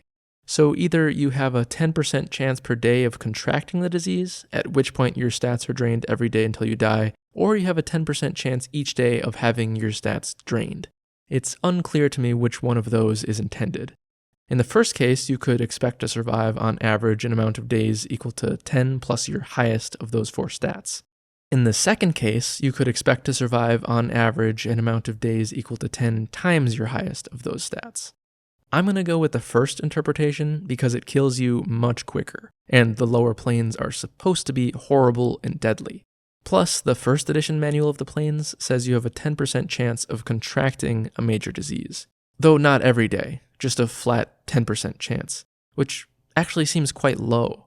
In any case, you don't need to worry about it much if you can cast Cure Disease on yourself. Though, of course, for that to work, you also need the spell key. It's a good idea to come prepared when traveling the lower planes. Aside from all the death and decay, another one of the things responsible for all the disease in this layer is Kin Oin, the Wasting Tower. I already described this in my video on the Abyss, because 4th edition decided to completely change the cosmology and put the Wasting Tower in the Abyss. In the other editions, though, it's here in Oinos. It looks like the spine of some titanic being, said to be the flayed spine of the first god who tried to cross the Yugoloths. It's at least a mile thick and extends 20 miles into the sky, and it's said that it also reaches 20 miles beneath the surface, though no non-Yugoloths have ever uncovered all of the tower's secrets. Some stories say this is where the Yugoloths were created, deep in the pits beneath the tower. Either way, this is the Yugoloth's central place of power in the Grey Waste, and it's where the Oinoloth rules from. This place is home to a huge amount of Ultraloths, all pursuing their own vision of perfection and trying to convince each other of that vision in what they call physical debate, which just means trying to kill each other. There are daily battles between Yugoloth factions in the tower, with the Oinoloth overseeing it all. The Oinoloth rules over the tower and all of Oinos from the Siege Malicious, which is a living throne at the top floor of the tower. Claiming the throne takes a toll on your appearance, giving you a diseased look, but it also gives you the power to create and shape the diseases of the layer. If you've seen my Abyss video, you might be thinking, what about the city of Morglandar located at the base of the Wasting Tower, deep in the Blood Rift? Well, that's a 4th edition invention, but I do think the city is pretty cool, so it may be worth including that here, deep within the pit that Kin Oin rises out of. Or perhaps it makes more sense to keep it in the 4th layer of the Abyss. Since it was created after Planescape, I suppose that's up to you. Another noteworthy structure in the Grey Waste, or I suppose structures, are the Lodestones of Misery. The reason I said the Grey Waste and not Oinos is because these exist in all 3 layers. There's certainly at least 1 per layer, but potentially more. The Lodestones of Misery are great marble obelisks that rise 1,000 feet into the sky, and they appear to be the oldest structures in the entire plane, and some believe that these act as the linchpin of the Grey Waste, holding the plane together, while others claim that all of the emotions that the Grey Waste drains out of its inhabitants are collected by these obelisks. They're covered in gigantic carved runes, but no one can read them. Or if they can, they're not telling. But if anyone can, I'd put my bets on it being the Yugoloths. Every once in a while, the runes glow, and the lodestones hum with power. When the runes glow red, they're drawing power. Anyone nearby feels a wave of weakness and despair wash over them while they're forced to relive their worst moments. When they glow blue, they're giving power out. Anyone nearby feels invigorated and feels a renewed sense of life and purpose. The town at the center is another site that isn't properly located in Oinos, but rather it exists in the spot where all three layers touch. To be honest, I'm not a fan of this, or at least how it's depicted in the art, which gives the impression that all the layers are physically connected. I suppose the troublesome thing with layers in Planescape is that sometimes they are in the same physical space, and sometimes they're not. I prefer when they're not. But sometimes it just can't be avoided, like in the Outlands, where the layers are truly layers in a much more literal sense, like the layers of an onion. And the only way you know you've crossed a layer is in what level spells you can cast. In the case of the Grey Waste, it can be avoided, and thinking of them how this art depicts is just not consistent with how the place is described. If it was literally like this, then you'd be able to see each layer from each other layer, which isn't mentioned anywhere, except I guess in AD&D 1st edition. So I like to think of this as merely an artistic portrayal not of the physical link between layers, but the metaphysical link. Basically, I think of the town at the center in much the same way as I think of the city of Zelatar in Azagrat, where the layers aren't physically touching, but the same city connects them all. By the way, the first layer in Azagrat is speculated to have originally been a part of the Grey Waste, as it shares its iconic grey look and is home to a ton of viper trees, which are also found in the Waste. Viper trees are essentially trees whose branches are living snakes that can even detach themselves from the tree and follow after you, though they hate fire. The character of the town at the center is a strange mix of brutality, sophistication, and apathy. It's ruled by a tall, pale, bald tiefling known as Dandy Will. He stands out from the rest of the Grey Waste in that he's rather animated, and that's true to some extent of the whole town, as it appears that the town has some ability to resist the emotion-draining effects of the plane, and that's a theme we'll see repeating with the rest of the towns. The town is split into 3 parts, like a pie chart, one for each layer, or I guess I should say one in each layer. There is an invisible line that divides the sections, but you can feel it when you step across. The Oinos part of town is arid, mostly devoid of plant life and full of disease, though the diseases here are more muted than in the rest of Oinos. Still, instead of just an invisible line, this section is quarantined off from the others by a wall because the town guards don't want disease spreading all over. This is definitely the slum of the city, with ramshackle, dilapidated buildings and piles of garbage lining the streets. Niflheim section is the middle-class area. It's got the vibes of an honest pioneer town, where everything's made of wood and there are working men and warriors resting at taverns over a drink. This is where you'll find the main market. Here, if somebody's got a problem with you, they'll just straight up try to kill you. No funny business or trickery. But that is not the case in the Pluton part of town. This is an area of subtlety, class, and political scheming. It's comprised of marble and granite buildings, a place of wealth and power. In the middle of the town stands Dandy Will's palace. It's rumored that there's another lodestone of misery at the center of the palace from which Dandy Will draws his power. And it's also rumored that he draws that power from all the people that pass through the town. This town is highly trafficked because it provides easy transport between the Grey Waste layers and because it has a thriving market due to its central location. There's no toll for coming in and out of town, at least no monetary toll. Perhaps the toll is a bit more pernicious and a bit less noticeable. But now let's leave the town at the center and go back to talking about the first layer. Oinos is home to several gods. The domains of the gods are called realms, and realms operate on the rules of the god or gods who control them. This means that they can appear and function very differently from the layer they're in. Though unlike layers, where portals are required to traverse from one to another, you can simply step through the border of a realm. I should note that what I just said about layers isn't true in older D&D, and in several places throughout D&D lore, these things are not described consistently. In 1st edition AD&D, there are interlayer barriers that you must exert your will over in order to pass through, meaning you need to succeed a wisdom check. I actually kind of like this though, because it provides 3 distinct means of traversal for 3 distinct types of regions: realms that have open boundaries, layers that have resistant boundaries, and planes that require portals. But anyway, all this is to say that the realms of the Grey Waste don't necessarily share the rest of the plane's gray, gloomy atmosphere. Interestingly though, the gods don't seem to be immune to the soul-wasting sickness of the Grey Waste. Many of the gods that reside here were once beings of law and justice, but after eons of exposure to the plane's corrupting influence, they became evil themselves. The gods of Oinos include Yurtris, Koraliek, Nurgle, Encabulos, Morgion, Abathor, and Kelemvor. Kelemvor is the only one of those who isn't evil, so I'll talk about him last. Yurtris is the orcish god of death and disease. He has no mouth and never speaks. He spreads plagues and disease capriciously, so add that to the list of reasons Oinos is disease-ridden. For the most part, orcs worship Yurtris because they fear him, not because they like him. His realm is called Fleshslough. Its entrance is 2 great black iron doors in a grim hillside. Virtually nothing is known about Fleshslough, and that's because no one who enters ever comes back out. And that may be because Yurtris isn't like other death gods who just watch over the dead or perhaps are gods of undeath. Yurtris stands in opposition to existence, so it wouldn't surprise me if all who enter his realm are killed permanently, including his petitioners. Koraliek is the patron deity of the Urds. Urds are basically kobolds with wings, except they're enemies of the kobolds. If you're like me and are used to World of Warcraft's kobolds, remember that in D&D, kobolds are reptilian people.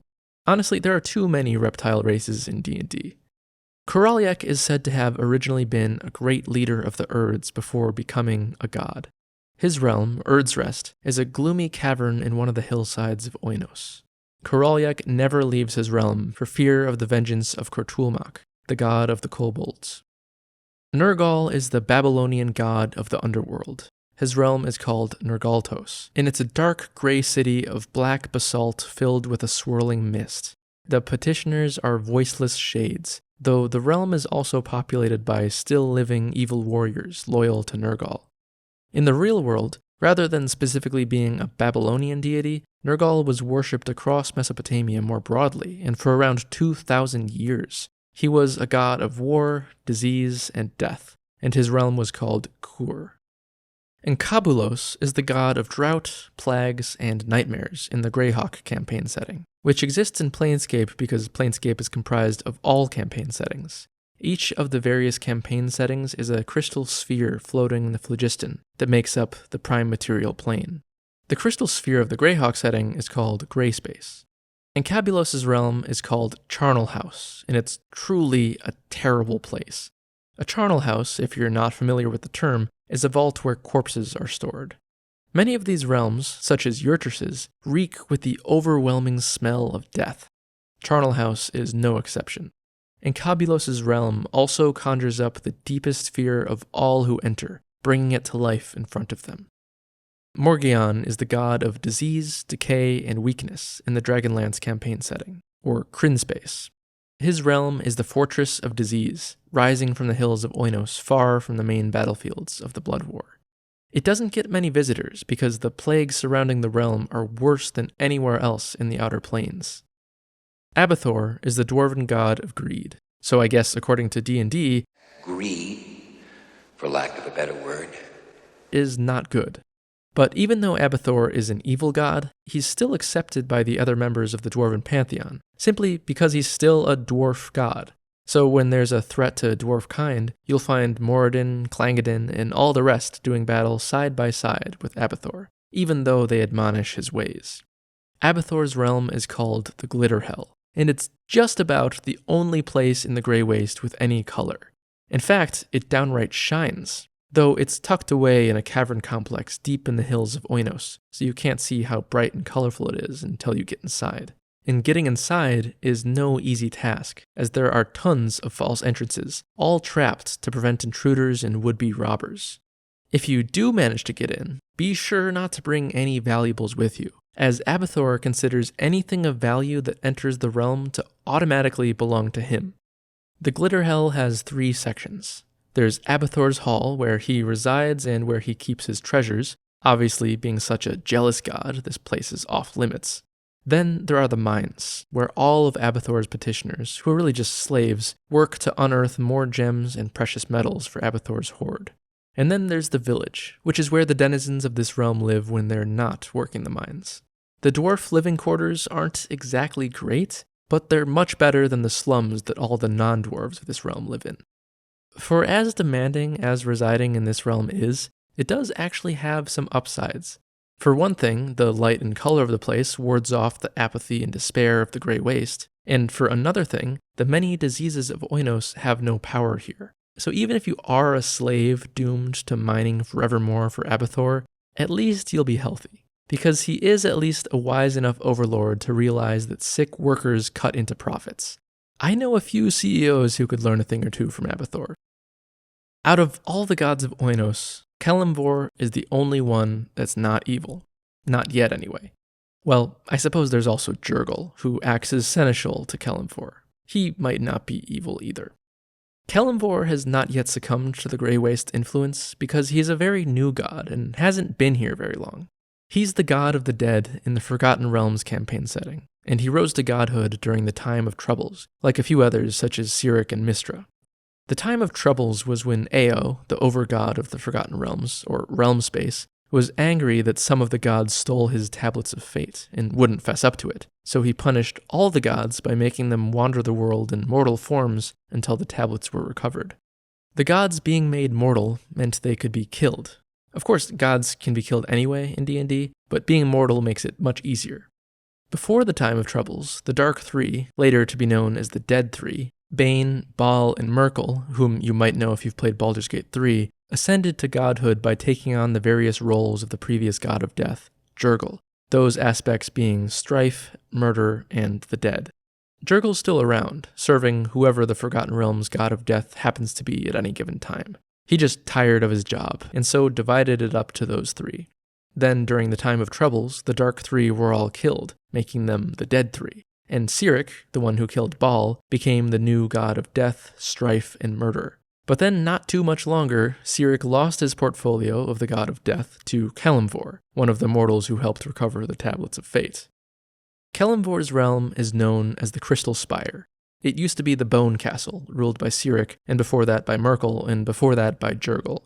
Though since the Crystal Spire is within the City of Strife, and Kelemvor rules over the City of Strife, I think it makes more sense to say that his realm is the whole city, not just the Spire, despite what the books say. Like the Glitter Hell, the Crystal Spire is another of the very few places in the Grey Waste that is not grey and gloomy. Instead, it shines, which I suppose is intended to convey how different he is from the rest of the layer around him. He's a deity of law and justice, and tries to judge the dead fairly, while Jurgal records the ultimate fate of all the dead. The City of Strife, also known as the City of Judgment, is one of those things in D&D that just doesn't mesh well between cosmologies, which is probably why the Planescape books don't mention it. In the World Tree cosmology of the 3rd edition Forgotten Realms setting, and also in the World Access cosmology of 4th edition, the City of Strife and Kelemvor's Crystal Spire exist in the Fugue Plane, and the Grey Waste doesn't exist, at least not in the World Tree cosmology. The Fugue Plane is very similar to the Grey Waste, as it's grey and bleak and rather featureless, but there is an important difference. The Grey Waste is a final destination. The Fugue Plane is where the souls of dead mortals go immediately after death, but before being transported to their final destination. Souls in waiting are only there for up to 10 days. Then representatives of one of the gods they worshipped in life arrive to bring them to their proper realm. Though in the meantime, Beatezu come along and try to convince the waiting souls to become one of them. So in the World Tree cosmology, this is the way devils are created. Rather than petitioners being born as larvae in the lower planes, they're souls that agree to become devils while in the Fugue Plane, perhaps because they're afraid of what sort of afterlife they'll get and prefer to take their chances as a devil.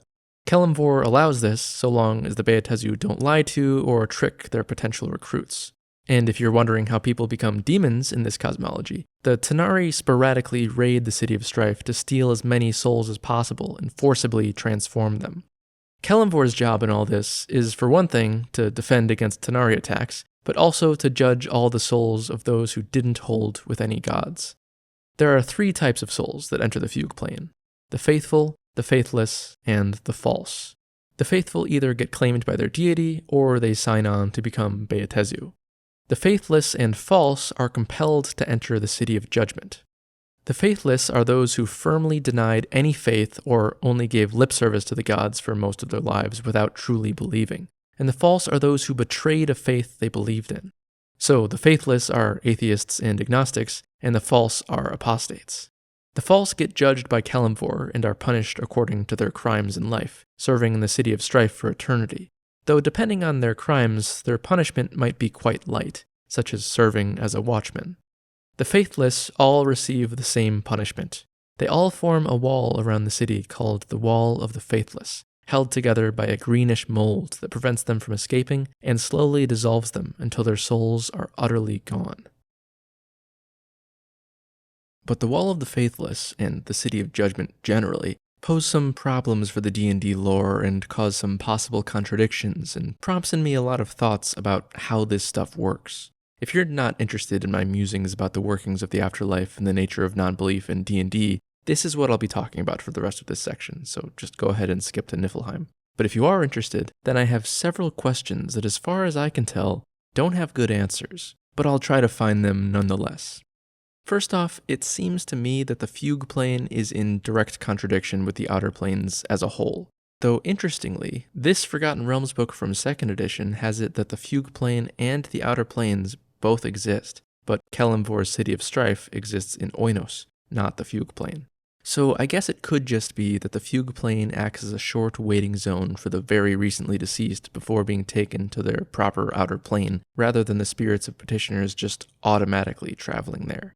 But even if we go with that idea, there's still problems with the Wall of the Faithless, but I'll get to that in a sec. In the World Tree cosmology, the outer planes, for the most part, are really just the realms of the gods, but that's not what they are in Planescape. They're much more than that. Realms only take up a small fraction of any given plane, and there are plenty of petitioners who are just petitioners of a plane more broadly, not a realm within the plane. I would think it would make sense that most petitioners are of this sort, so that would mean that most souls aren't being scooped up by the gods to be brought to their realms. And also, becoming a petitioner of any of the outer planes more broadly is dependent on your alignment, not whether you worshipped any gods. But I suppose there is a difference between being faithless, not believing in gods, and not worshipping them. Because one question I have is, why do some petitioners go to a particular god's realm, and others, presumably the majority of others, just become petitioners of a plane? I can think of a few answers. One would be in that distinction between belief and worship. It could be that belief in gods is required to avoid the Wall of the Faithless, but worship is required to go to a god's realm. This book says that if a petitioner worshipped a particular god, their spirit reforms in that god's realm, which is what you'd expect. So that's all well and good, at least when we're talking about someone who only worshipped one god. But it becomes tricky when you consider that the people of D&D are pretty much all polytheistic, and gods are very often worshipped inconsistently and according to present needs. For instance, if you're about to make a voyage across the ocean, you might make an offering to Umberlee to beseech her not to destroy your ship. But does that mean you go to Umberlee's realm when you die? No. You don't worship Umberlee on a regular basis, not just because she's evil, but also because most of the time you don't need her services. Plus, you've also made offerings to Ilmater and Tymora and Lathander and so on. It seems clear that if you were a priest of some particular god, that you'd go to that god's realm when you die, but realms aren't only for priests. And there are some realms that are race-specific, such as the halfling realm of Green Fields in Mount Celestia. If you were a good halfling, meaning you followed the gods of the halfling pantheon and upheld what they stand for, then you'd go to the Green Fields when you die. Presumably even if you also worshipped some other gods. But aside from these cases, who are the realms for? I would think they're for those who worshipped one particular god most, And if there's no particular god you worshipped more than the rest, you become a general petitioner, reborn on whatever outer plane most matches your moral alignment. So then it's not just about belief versus worship. It's about if there's one god that you were devoted to most. But what happens to the souls of non-religious people, according to Planescape? Well, this book says two things about that. One is that if you didn't worship a god in life, you become a petitioner of whatever plane best matches your moral alignment. So that directly contradicts the whole idea of the Wall of the Faithless. You end up as a general case petitioner if you either didn't worship a god or worshipped multiple gods equally, or roughly equally. And it also says that even if you just worshipped a god nominally but didn't really believe, you'd still go to that god's realm. That one seems a bit weird to me. After all, I've got to imagine that most petitioners are just going to the outer planes more generally. If people who just have a nominal belief in a deity go to the realm of that deity, then most people are probably going to a realm when they die. Unless, again, we rely on people's polytheism to equal that all out so they aren't claimed by any god. Because even though it's nominal worship, they didn't worship any god more than the rest, which might be enough to do the trick. And this book says something else too that's worth calling to your attention. Whether or not you believe in or worship any gods, you have to at least believe in the afterlife to go there in the first place. Someone who doesn't even believe in the existence of the outer planes doesn't become a petitioner when they die. They just die. But not according to this book, which states that those who don't believe in the afterlife do still get an afterlife, though a rather short and terrible one, as they're sent straight to Asmodeus, who consumes them for power. So you could think of this piece of information as the common knowledge that seems correct, but isn't, because almost nobody's aware of what actually happens to these souls. But with all this knowledge about how the workings of the afterlife of Planescape are in contradiction with the Wall of the Faithless and the City of Judgment, which I do think are cool concepts that are worth keeping, how do we make them consistent? Well, if you don't feel you need these things, you could just say the Wall of the Faithless doesn't exist in Planescape. But aside from that, I can think of three options to go with. One that changes a bit of Planescape lore, one that changes a bit of Forgotten Realms lore, and one that tries to keep them both intact. Option one is that the Wall of the Faithless is indeed for people who didn't believe in gods in life, while those who did but didn't worship them, or who worshipped multiple gods somewhat equally, go to the plane of their alignment. Option two is that the Wall of the Faithless is only for people who claimed to believe but didn't really, which preserves one half of what it means to be faithless but throws out the other half. And option three is that the Wall of the Faithless only applies to mortals of the Forgotten Realms, or realm space, those who would fall in the jurisdiction of Kelemvor, because it's not like he's the only god responsible for judging the dead. So someone from gray space that doesn't believe in gods doesn't go to the City of Strife, but someone from realm space that doesn't believe in gods does. But another question I have to ask is, does the Wall of the Faithless really make that much sense? From the perspective of gods who want to punish non-believers, sure. But what about from the perspective of Kelemvor, who's trying to be just? The D&D sources say that belief in gods is the norm, as magic exists and the gods intervene in the world. I mean, fair enough. It's the norm in this world, where magic doesn't exist, and if any gods are real, they don't intervene. And of course, the gods are actually real in D&D. At least in the demiurgical sense of the word god. So it might just seem silly for a character to not believe in them. But think about it from the character's perspective.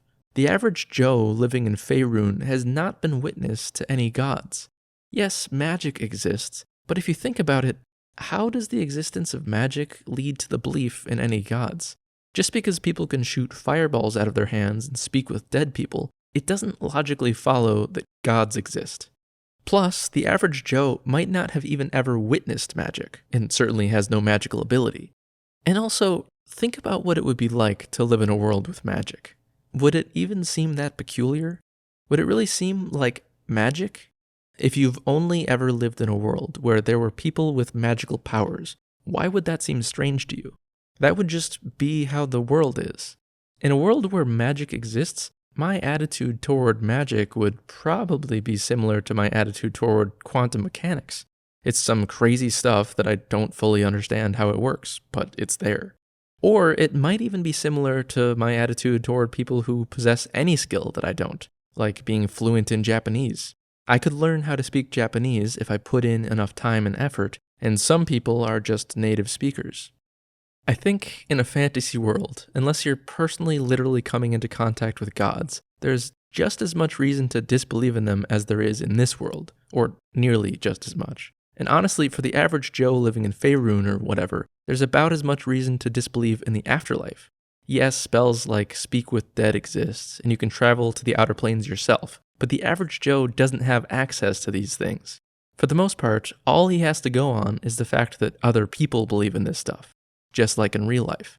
Perhaps the biggest factor that determines whether you believe in a god is how surrounded you are by other believers and their credibility-enhancing displays, or their actions that prove to you that they really do believe what they claim to believe, because there's some cost to doing it that would make no sense otherwise, and so it helps to persuade you that they must be doing it for a good reason.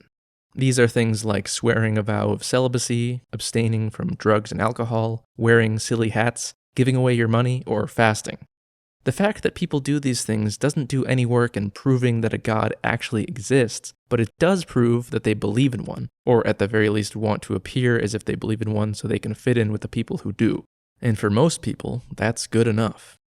While it doesn't seem just to punish people for their reasonable non-belief, as the Wall of the Faithless does, perhaps the rationale for its existence when Kelemvor is supposed to not be evil, or at least not yet, is that it predates him. Perhaps it's just an unfortunate holdover kept in place by Kelemvor's lawful nature. It's just hard-coded into the City of Strife's rules, whether Kelemvor likes it or not. Perhaps he dislikes it now, but as the corrupting influence of the Grey Waste takes hold, he'll start to approve of it. While Niflheim shares the same gloomy, soul-sucking atmosphere and the depressing grayness of Oinos, it looks rather different.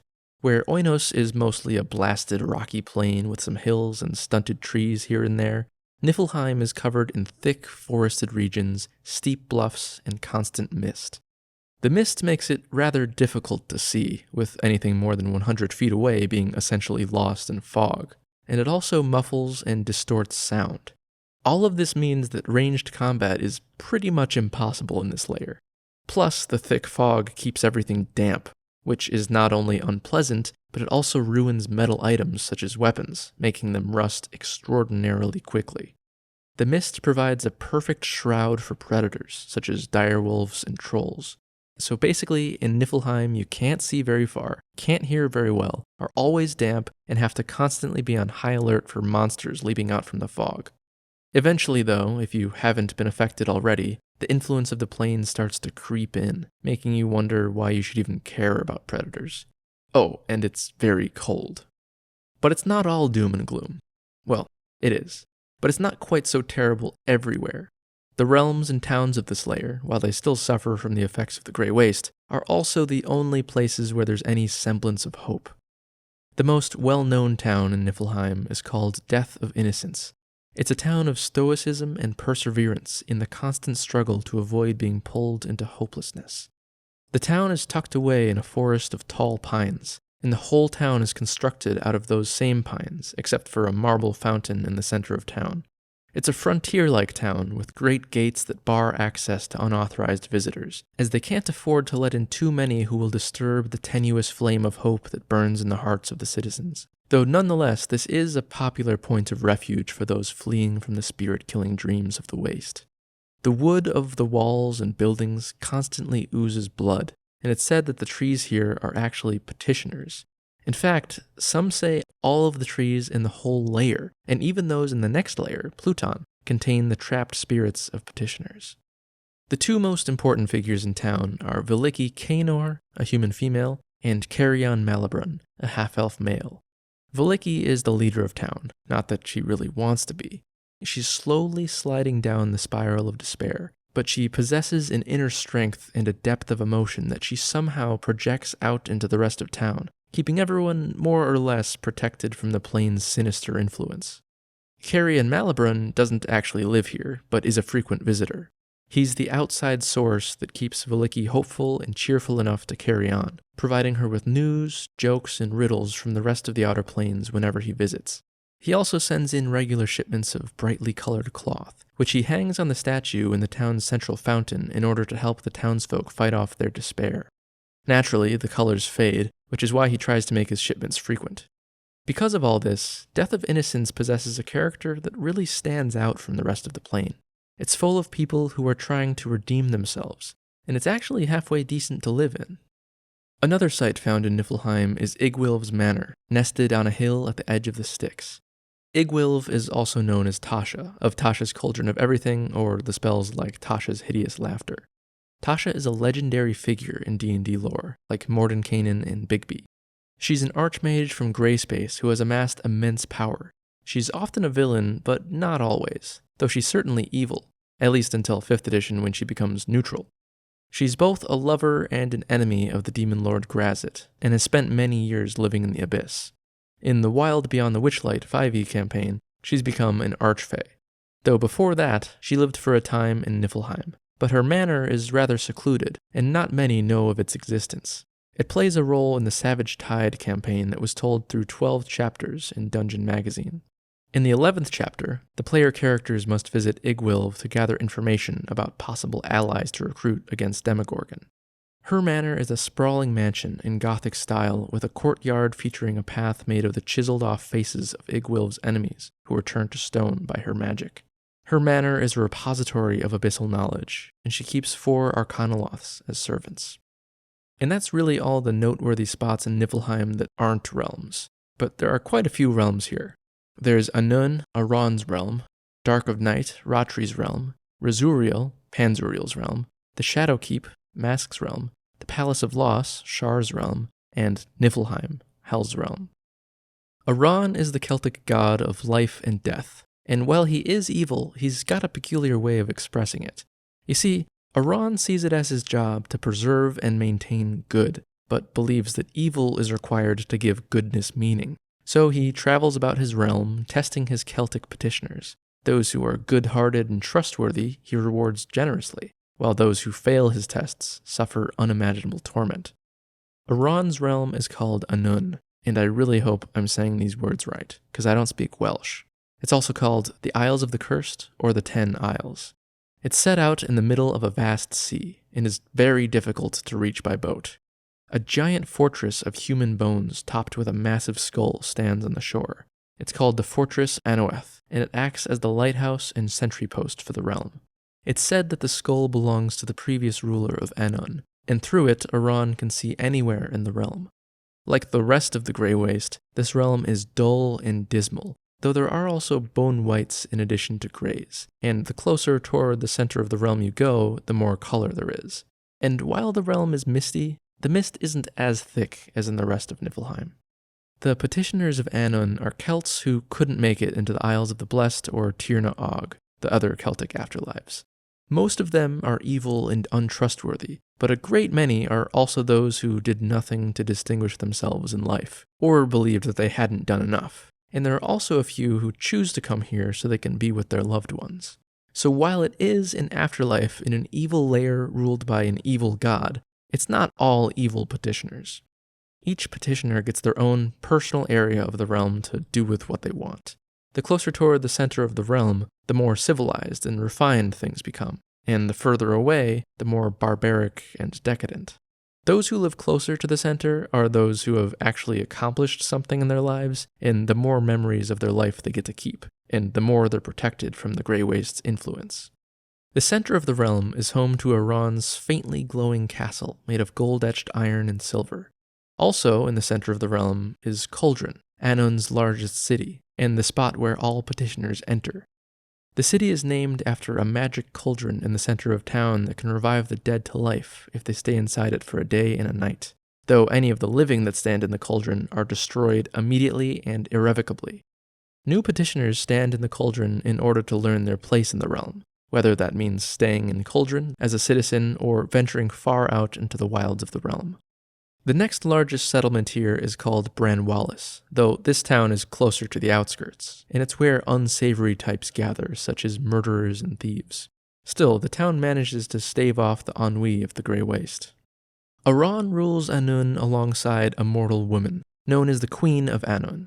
The Queen is a frequently rotating position, as whoever fills the role dies after 10 years, and then Aran goes to the prime material plane searching for the fairest Celt alive to make the new queen. They usually don't come here willingly. but once they are here, they seem to forget that. Also, every 10 years, and I would guess it coincides with the death of the queen and the hunt for a new one, Aran trades places with one of his mortal servants named Pwyll, who's a king in the prime material plane. For 1 year out of every 10, Pwyll rules Annwn, even though Pwyll's not evil. Annwn is also thought to be the home of the Wild Hunt, as they can be found here when they're not in the prime material plane. Ratri, the Vedic god of night and darkness, is a bit of a strange one to be here in the Grey Waste, and that's because she's not evil. And on top of that, she's chaotic. Why a chaotic neutral goddess keeps her realm in the plane of neutral evil is anyone's guess. Her realm, Dark of Night, is, as the name might suggest, completely dark. It protects those inside it from the draining effects of the waste, so it makes a great safe haven for travelers. That is, if you can find it, because not only is it completely dark, it also moves around, sometimes even stealing territory from other realms in Niflheim. It can even be difficult for her petitioners to find, although they do feel its presence like a magnet pulling them to it. And here I should mention something about how petitioners work that I've never talked about before. If you're a prime, meaning you're from the prime material plane, and you die, your spirit gets sent to its proper destination, wherever that may be, and perhaps that's through the fugue plane or perhaps not. But if you're a planer, meaning you're from the outer planes, you have to manually travel to your final destination. So when a Planescape sourcebook says that even the petitioners have a hard time finding the realm, I think it's referring to planar petitioners, though I suppose it could be referring to both. It could be that prime petitioners of Ratri are just dropped off somewhere in the Grey Waste, and they have to make it the rest of the way to their realm. Panzuriel is the god of evil sea creatures. His realm is a briny, fetid place called Razuriel. Panzuriel has a deep animosity towards Deep Sashalas, the patron deity of the Sea Elves, who banished him from the prime material plane eons ago for corrupting the denizens of the deep places of the sea. But while most of Panzuriel was banished, his left foot remained behind in the depths of the oceans, overlooked by Deep Sashalas. And so slowly over the eons, Panzuriel has managed to spread his malignance to the creatures of the deeps. Mask is the Faerunian god of thieves and shadow. He also used to be the god of intrigue, but lost that portfolio to Cyric. Because of this, he has a deep hatred for Cyric. And by the way, even though Cyric lost his realm to Kelemvor, it's said that he can still be seen roaming the Grey Waste from time to time, even though he has a new realm in Pandemonium. Mask's realm is called the Shadowkeep, and it's constantly masked in fog even thicker than that of the rest of the layer. A fog so thick that it makes entry into the realm nearly impossible, leaving would-be visitors confused and standing at the point where they first saw the realm. Shar is the Faerunian goddess of dark, night, and loss, and she'll be very familiar to anyone who's played Baldur's Gate 3. Shar claims to help her followers forget the grief of loss, but in actuality she makes them accept pain as their natural state of existence. She is a goddess of hopelessness, and teaches her followers that life is pointless and foolish, and that they shouldn't expect anything good to ever happen. Her realm is called the Palace of Loss, and it's a single, windowless, doorless tower overlooking the bleak, misty landscape of Niflheim. Petitioners can enter the realm without any effort, but other visitors looking for a way in will likely not be successful. The last realm in Niflheim is none other than Niflheim, the realm that the layer is named for, due to the fact that Hel, the Norse goddess of death and disease, is the most powerful god in this layer. Hel is the daughter of Loki, the chaotic god of mischief and strife, but she's not very similar to him. She's cold and emotionless, at least most of the time, as she does exhibit a sardonic sense of humor every once in a while. One half of her body is completely black, and the other is completely white. If she puts on a mocking smile, it only affects the black side. Unlike many other gods, she actually meets with most of the visitors to her realm, though she's usually rather aloof or mocking. And if she decides to help or answer a question, she usually does it in riddles or rhymes. Yggdrasil has its roots in the lair of Niflheim. Not the realm, but it is very close by, growing out of a low hill within hailing distance of the realm. This does make for a good way to bypass Oinos on your way here, but beware the dragon Nidhogg if you enter Niflheim by way of Yggdrasil. Though while Nidhogg is formidable, she's not usually interested in attacking anyone coming down the tree, only those who get too close and intrude upon her territory. Niflheim the realm is hardly distinguishable from Niflheim the lair. The only difference is that it's a bit darker and gloomier. The land descends into a great cavern fraught with terrible dangers, both physical and mental, until it meets the river Gjol, which is the true entrance to the realm, and flows in a great circle around the whole place. The river flows too fast for anyone to cross it. Even by flying, they just get sucked down into the river. The only way through is across a bridge guarded by a frost giantess named Modgood. A road eventually leads to Hell's Palace, the main attraction of the realm, though Hell doesn't allow anyone to get anywhere in the realm if she doesn't want them to. You could travel forever, never seeing the same landscape twice, but also never reaching your destination. If you travel by road, you'll have to pass Garm, a huge ravenous dog that just loves eating people and is destined to kill Tyr come Ragnarok. And if you travel across the countryside, you'll encounter even more dangerous and terrible mythical beasts. Because of these creatures, the only point of civilization in the realm is Hell's Palace. Anybody who tries to create a new settlement will find themselves overwhelmed by giant monsters. Hell's realm is the resting place of the ignoble dead, followers of the Norse pantheon who died from old age or disease rather than battle. This is a realm of dour reflection on your past misdeeds and failings, and so the petitioners that come here are granted knowledge of their past lives. When Ragnarok finally comes, Hel will lead her army of the dead against Valhalla, allowing them to finally meet that death in battle they've been longing for. In the meantime, most of the petitioners languish in Hel's great hall, sitting at an impossibly large banquet table laden with delicious feasts that slowly rot in front of them. To further dissuade them from eating, snakes drip poison from the ceiling down onto the table. Those who do eat encounter terrible pain, vomit uncontrollably, and die. But they reappear the next day, sitting at their regular spot at the table. Hel sits at the back of the hall, and despite the hall being hundreds of miles long, you can always see Hel sitting at her throne. There are some petitioners who don't live in the banquet hall, and instead fight for their continued existence out in the wilderness. It's said that these fierce petitioners eventually become the beasts of legend that populate Niflheim's outer reaches. By the way, in real-world Norse mythology, the name of Hel's domain is also Hel, not Niflheim, though Hel, or Helheim as it's sometimes called, is located in Niflheim.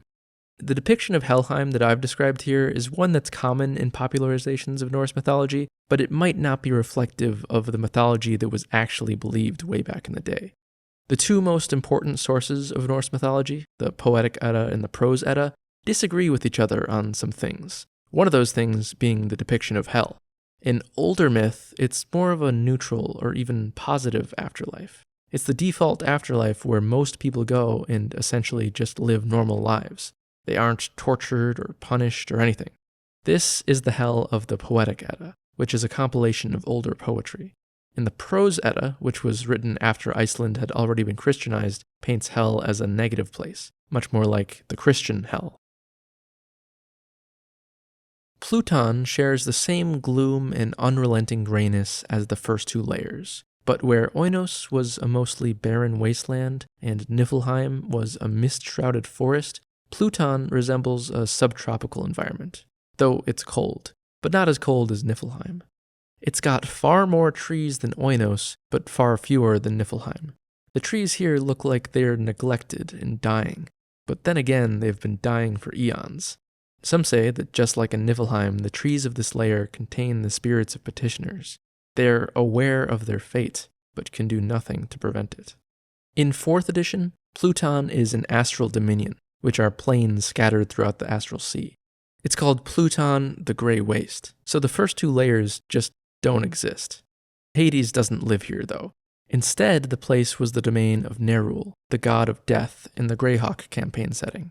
He trapped the spirits of mortals in his realm, punishing them and using them to bolster his armies, which he hoped to use to become king of the gods.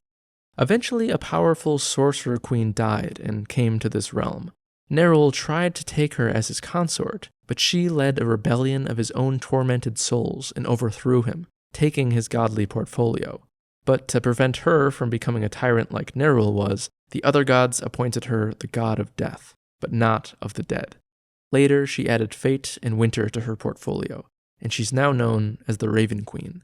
She abandoned Pluton, preferring to make her realm in the Shadowfell. So now Pluton lies abandoned, except for the poor, tortured souls who've been left behind. At least in 4th edition. But in Planescape, the most well-known place in Pluton that isn't a realm has got to be the city of Corpus, and it's one of the strangest places in all the Outer Planes.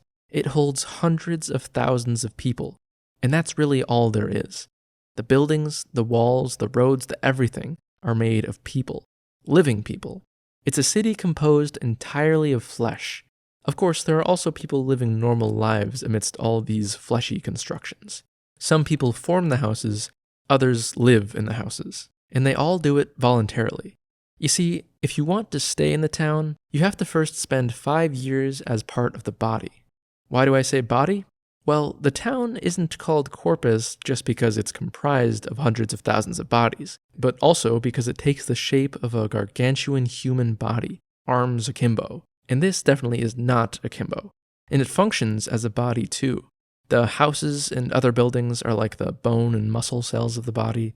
The districts are like organs. The citizens all carry out the functions that you'd expect of a living organism. The militia is like the immune system, the streets are the veins, and so on. The head is where the governing citizens live, the heart is the financial district, the stomach is where the food is brought. It's dumped into a huge vat of bile encircled by bodies. The nutrients are absorbed by the bodies and magically pass through the flesh to all the rest of Corpus's infrastructure. Luckily for them, the free-moving citizens get to eat normally.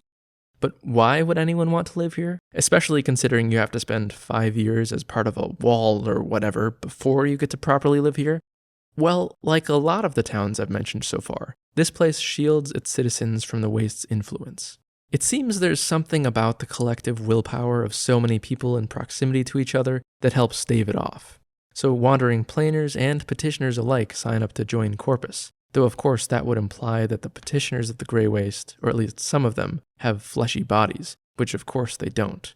I suppose though it could be petitioners that have decided to leave the realms of this plane where they are granted fleshy bodies, such as Niflheim, if they manage to somehow leave, that is. In any case, once you get in, it's quite hard to leave. Most don't want to leave, but some find the lack of freedom inherent in the city intolerable, and so they run away. These deserters are known as dead skin, and usually end up dying within a few years of their departure. Another site in Pluton is the Hill of Bone. This is the place I mentioned way earlier in the video where nightmares go to die, their bones joining the hill, which itself is in the shape of a giant horse. While they come here to die, they also come here to achieve immortality, as all the dead nightmares whose bones lie here will eventually rise again to storm across the outer planes to kill all their former masters. Any who bear witness to a nightmare joining the Hill of Bone stand a good chance of being driven mad by the experience, and any who steal a bone from the hill will become known to all nightmares and will be swiftly hunted down. There are fewer realms in Pluton than in the other 2 layers. Segaloon, the patron goddess of hags, keeps her realm of Hag's End here. It's a bone-strewn cave network halfway up a vast mountain of dead black rock, where Segaloon stirs a massive iron cauldron, feeding it larvae to conjure foul magics. She sends her night hags out into the rest of the plane to collect larvae. The hags actually hate her, but she's powerful enough to enforce their worship. Aea is the realm of Hecate, Greek goddess of magic, the moon, and evil. In real-world mythology, she's not evil, and she's been the goddess of much more than just magic and the moon. In D&D, she's one of the few gods with more than one realm. Both her realms are called Aea. This is her main realm, and her smaller one is in the layer of Minoros and Beator. She divides her time between both of them, though if you ask any of her petitioners in either realm, they'd say she never leaves. While the Grey Waste in general doesn't have a moon or any celestial objects, this isn't true of Aea. It's always night here, though the nights can vary wildly depending on Hecate's mood. Sometimes the sky is clear and full of stars, and sometimes the sky bursts with thunder and death, and anything in between.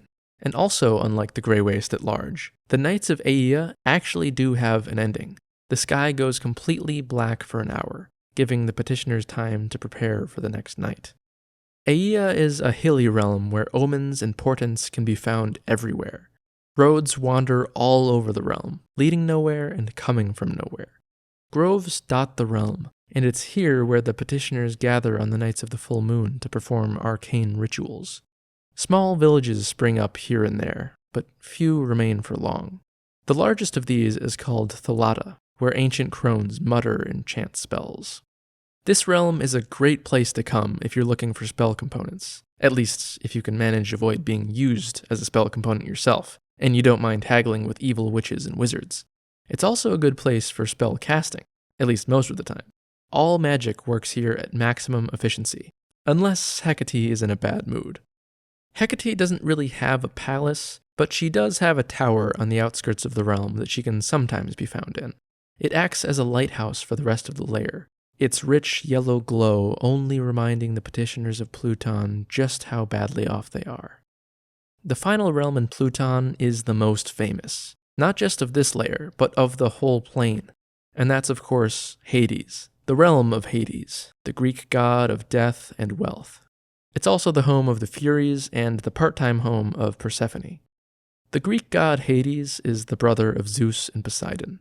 According to myth, after they overthrew their Titan father Kronos, they drew lots on which part of the world they would rule over: the sea, the sky, or the underworld. Hades got the underworld. Later, he abducted Persephone, though it was more of an arranged marriage without her consent, because Zeus is her father and the whole thing was his idea. Persephone's mother is Demeter, goddess of agriculture, and when Persephone was taken, Demeter was very unhappy, and with the help of Helios and Hecate, learned that Persephone was in the underworld. Demeter and Hecate went to get her back, but were too late, as Persephone had already eaten Hades' food, which bound her there. Hades did still allow her to leave and be with her mother for half of the year, though, and according to Greek myth, this is why the seasons change. When Persephone must go back to the underworld, Demeter protests by revoking her agricultural gift, and thus autumn becomes winter and the plants don't grow.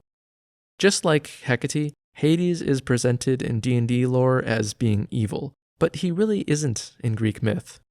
Hades can basically always be found on his throne in his gray palace, and so can Persephone, half the time. Like Hell, they're actually quite approachable gods, willing to meet with anybody that enters their realm. The only thing you can hope to get from Hades is the resurrection of one of this realm's petitioners, but you're not very likely to get it. But if you want to succeed, the trick is to convince Persephone, as Hades is too obsessed with her to be able to turn her down.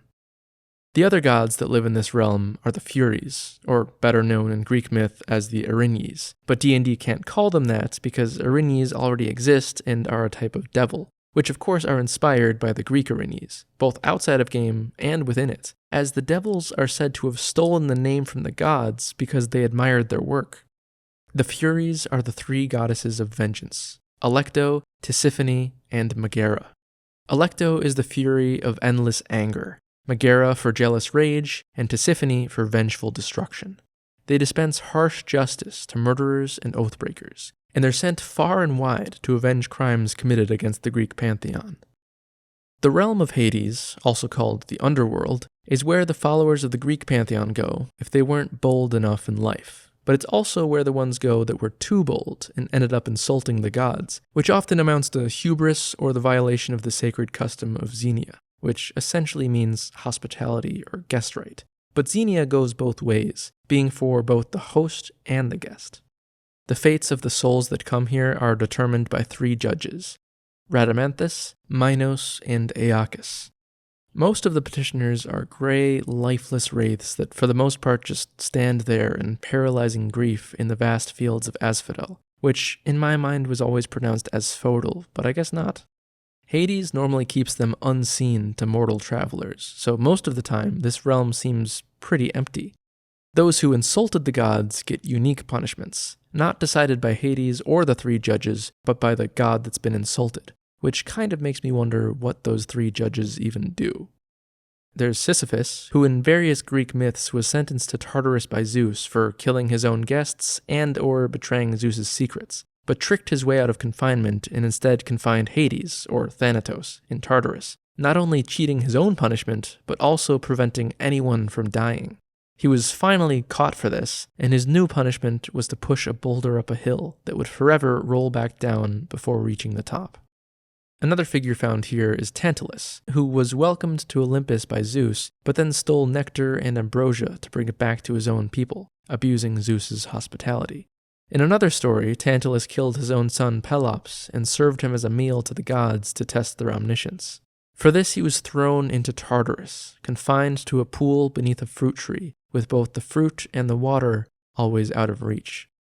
There's also Ixion, who got into a grudge match with his father-in-law and ended up murdering him at a feast by pushing him into burning coals. Ixion was ostracized from his community for this violation of Xenia, but surprisingly, Zeus took pity on him and brought him to Olympus, where Ixion violated Xenia a second time when he tried to have sex with Hera, Zeus's wife. Zeus got wind of this and tricked him by creating a fake copy of Hera, and let Ixion have sex with it for some reason, and then tossed him out of Olympus and sentenced him to be bound to a burning, spinning wheel for all eternity. There are, of course, many more such figures, such as Perithous, Oinos, and the Danaids. I'm not sure why D&D places these characters here, as Tartarus does exist in D&D, it's just in Carcery. In Greek myth, Tartarus is the deepest and darkest reaches of Hades, and it's where the Titans and the worst evildoers are confined and punished. The entrance to Hades is marked by a bronze double gate damaged by all the previous heroes who have tried to get in and failed. And even if you do make it past the gates, you'll immediately have Cerberus to deal with, the famous three-headed dog that guards the underworld. Most people assume they have to fight him, when in reality all Cerberus needs is a good bribe. But as much as the immovable gates might make it seem, getting in isn't impossible, not least because the river Styx flows throughout the realm. Though you won't find yourself a Merenoloth willing to take you here. For that, you'll have to seek out Charon himself, the Greek ferryman of the dead. But what's strange is that the river Lethe also flows through Hades. That's not strange for Greek mythology, in which Hades has 5 rivers, but it is strange for D&D, because D&D gives the Styx the Lethe's powers of forgetfulness, but the Lethe has them too. Though I believe according to D&D, the Styx is much more severe than the Lethe. The Styx is the river of oblivion, where the Lethe is the river of forgetfulness. Just touching the waters of the Styx makes you forget the events of the past day if you succeed on a saving throw, and all the events of your life if you don't. Whereas you have to drink from the Lethe to forget all you know, but doing so binds you to Hades. Mount Olympus is also nearby, and is a great way to bypass the other layers of the Grey Waste. But while it doesn't get you into Hades, it does drop you off just outside the gate. Things are a bit different in 1st edition AD&D. In this edition, the entire 3rd layer is Hades' realm, and it's called Erebus instead of Pluton. Passage on the river Styx will not get you inside the 3rd gloom, but rather it will drop you right in front of the gate. Also, Cerberus is located just in front of the gate rather than just after it. And Erebus is home to the Oinoloth, who oversees the punishments of the various shades here when Hades is too busy. There are also many walled city-states of Arcanoloths. 1st edition Hades is a bit weird. Hades is a joyless, lightless, gray place, featuring blackened trees and the gray marble palace of Hades, surrounded by gray marble walls 1,000 leagues around the palace that define the border of the realm. The sky is nearly featureless, though if you look close enough, you can sometimes see the ceiling of an incredibly large cavern. There are groves of black willows and olive trees scattered throughout the realm, and one of these groves contains a single white laurel that for a short time gives the petitioners their memories back, and allows them to see into the prime-material worlds to learn what their progeny are up to, which might give them some hope, or might fill them with even more grief. Seeing the punishments of the notable petitioners or the grief-stricken wraiths in the fields of Asphodel might tempt you to try to offer them help, but any attempt to ease pain or heal draws the immediate attention of Hades himself. He's got a 3 strikes you're out rule. The first time you do it causes you to experience the torment of the person you're trying to help. The second time causes you to lose a level. And the 3rd time, you die and become a petitioner of Hades. And that's the end of the tour of the Grey Waste. I hope you enjoyed it. Though I guess if you did enjoy it, that's not really in the spirit of the Grey Waste, so I hope you experienced immense despair. But whether you felt joy or despair, If you want to support my endeavors to make videos covering Planescape and help me make these videos faster, then consider becoming a Patreon supporter. And if you want to see me make videos about anything else, let me know. Before making this video, I polled both my YouTube audience and my Patreon supporters about what video I should make next, and this one seemed to be the most popular, especially factoring in comments that I've received on my other videos. Pandemonium was also quite popular, but I understand that many of you would like to see videos on the upper planes. Not just because those are interesting places, but also because they're generally less talked about places, so it's harder to find good videos about them. Well, I agree, so I think next time I'll visit one of the upper planes. Until then, thank you for watching, and a very special thank you to all my Patreon supporters.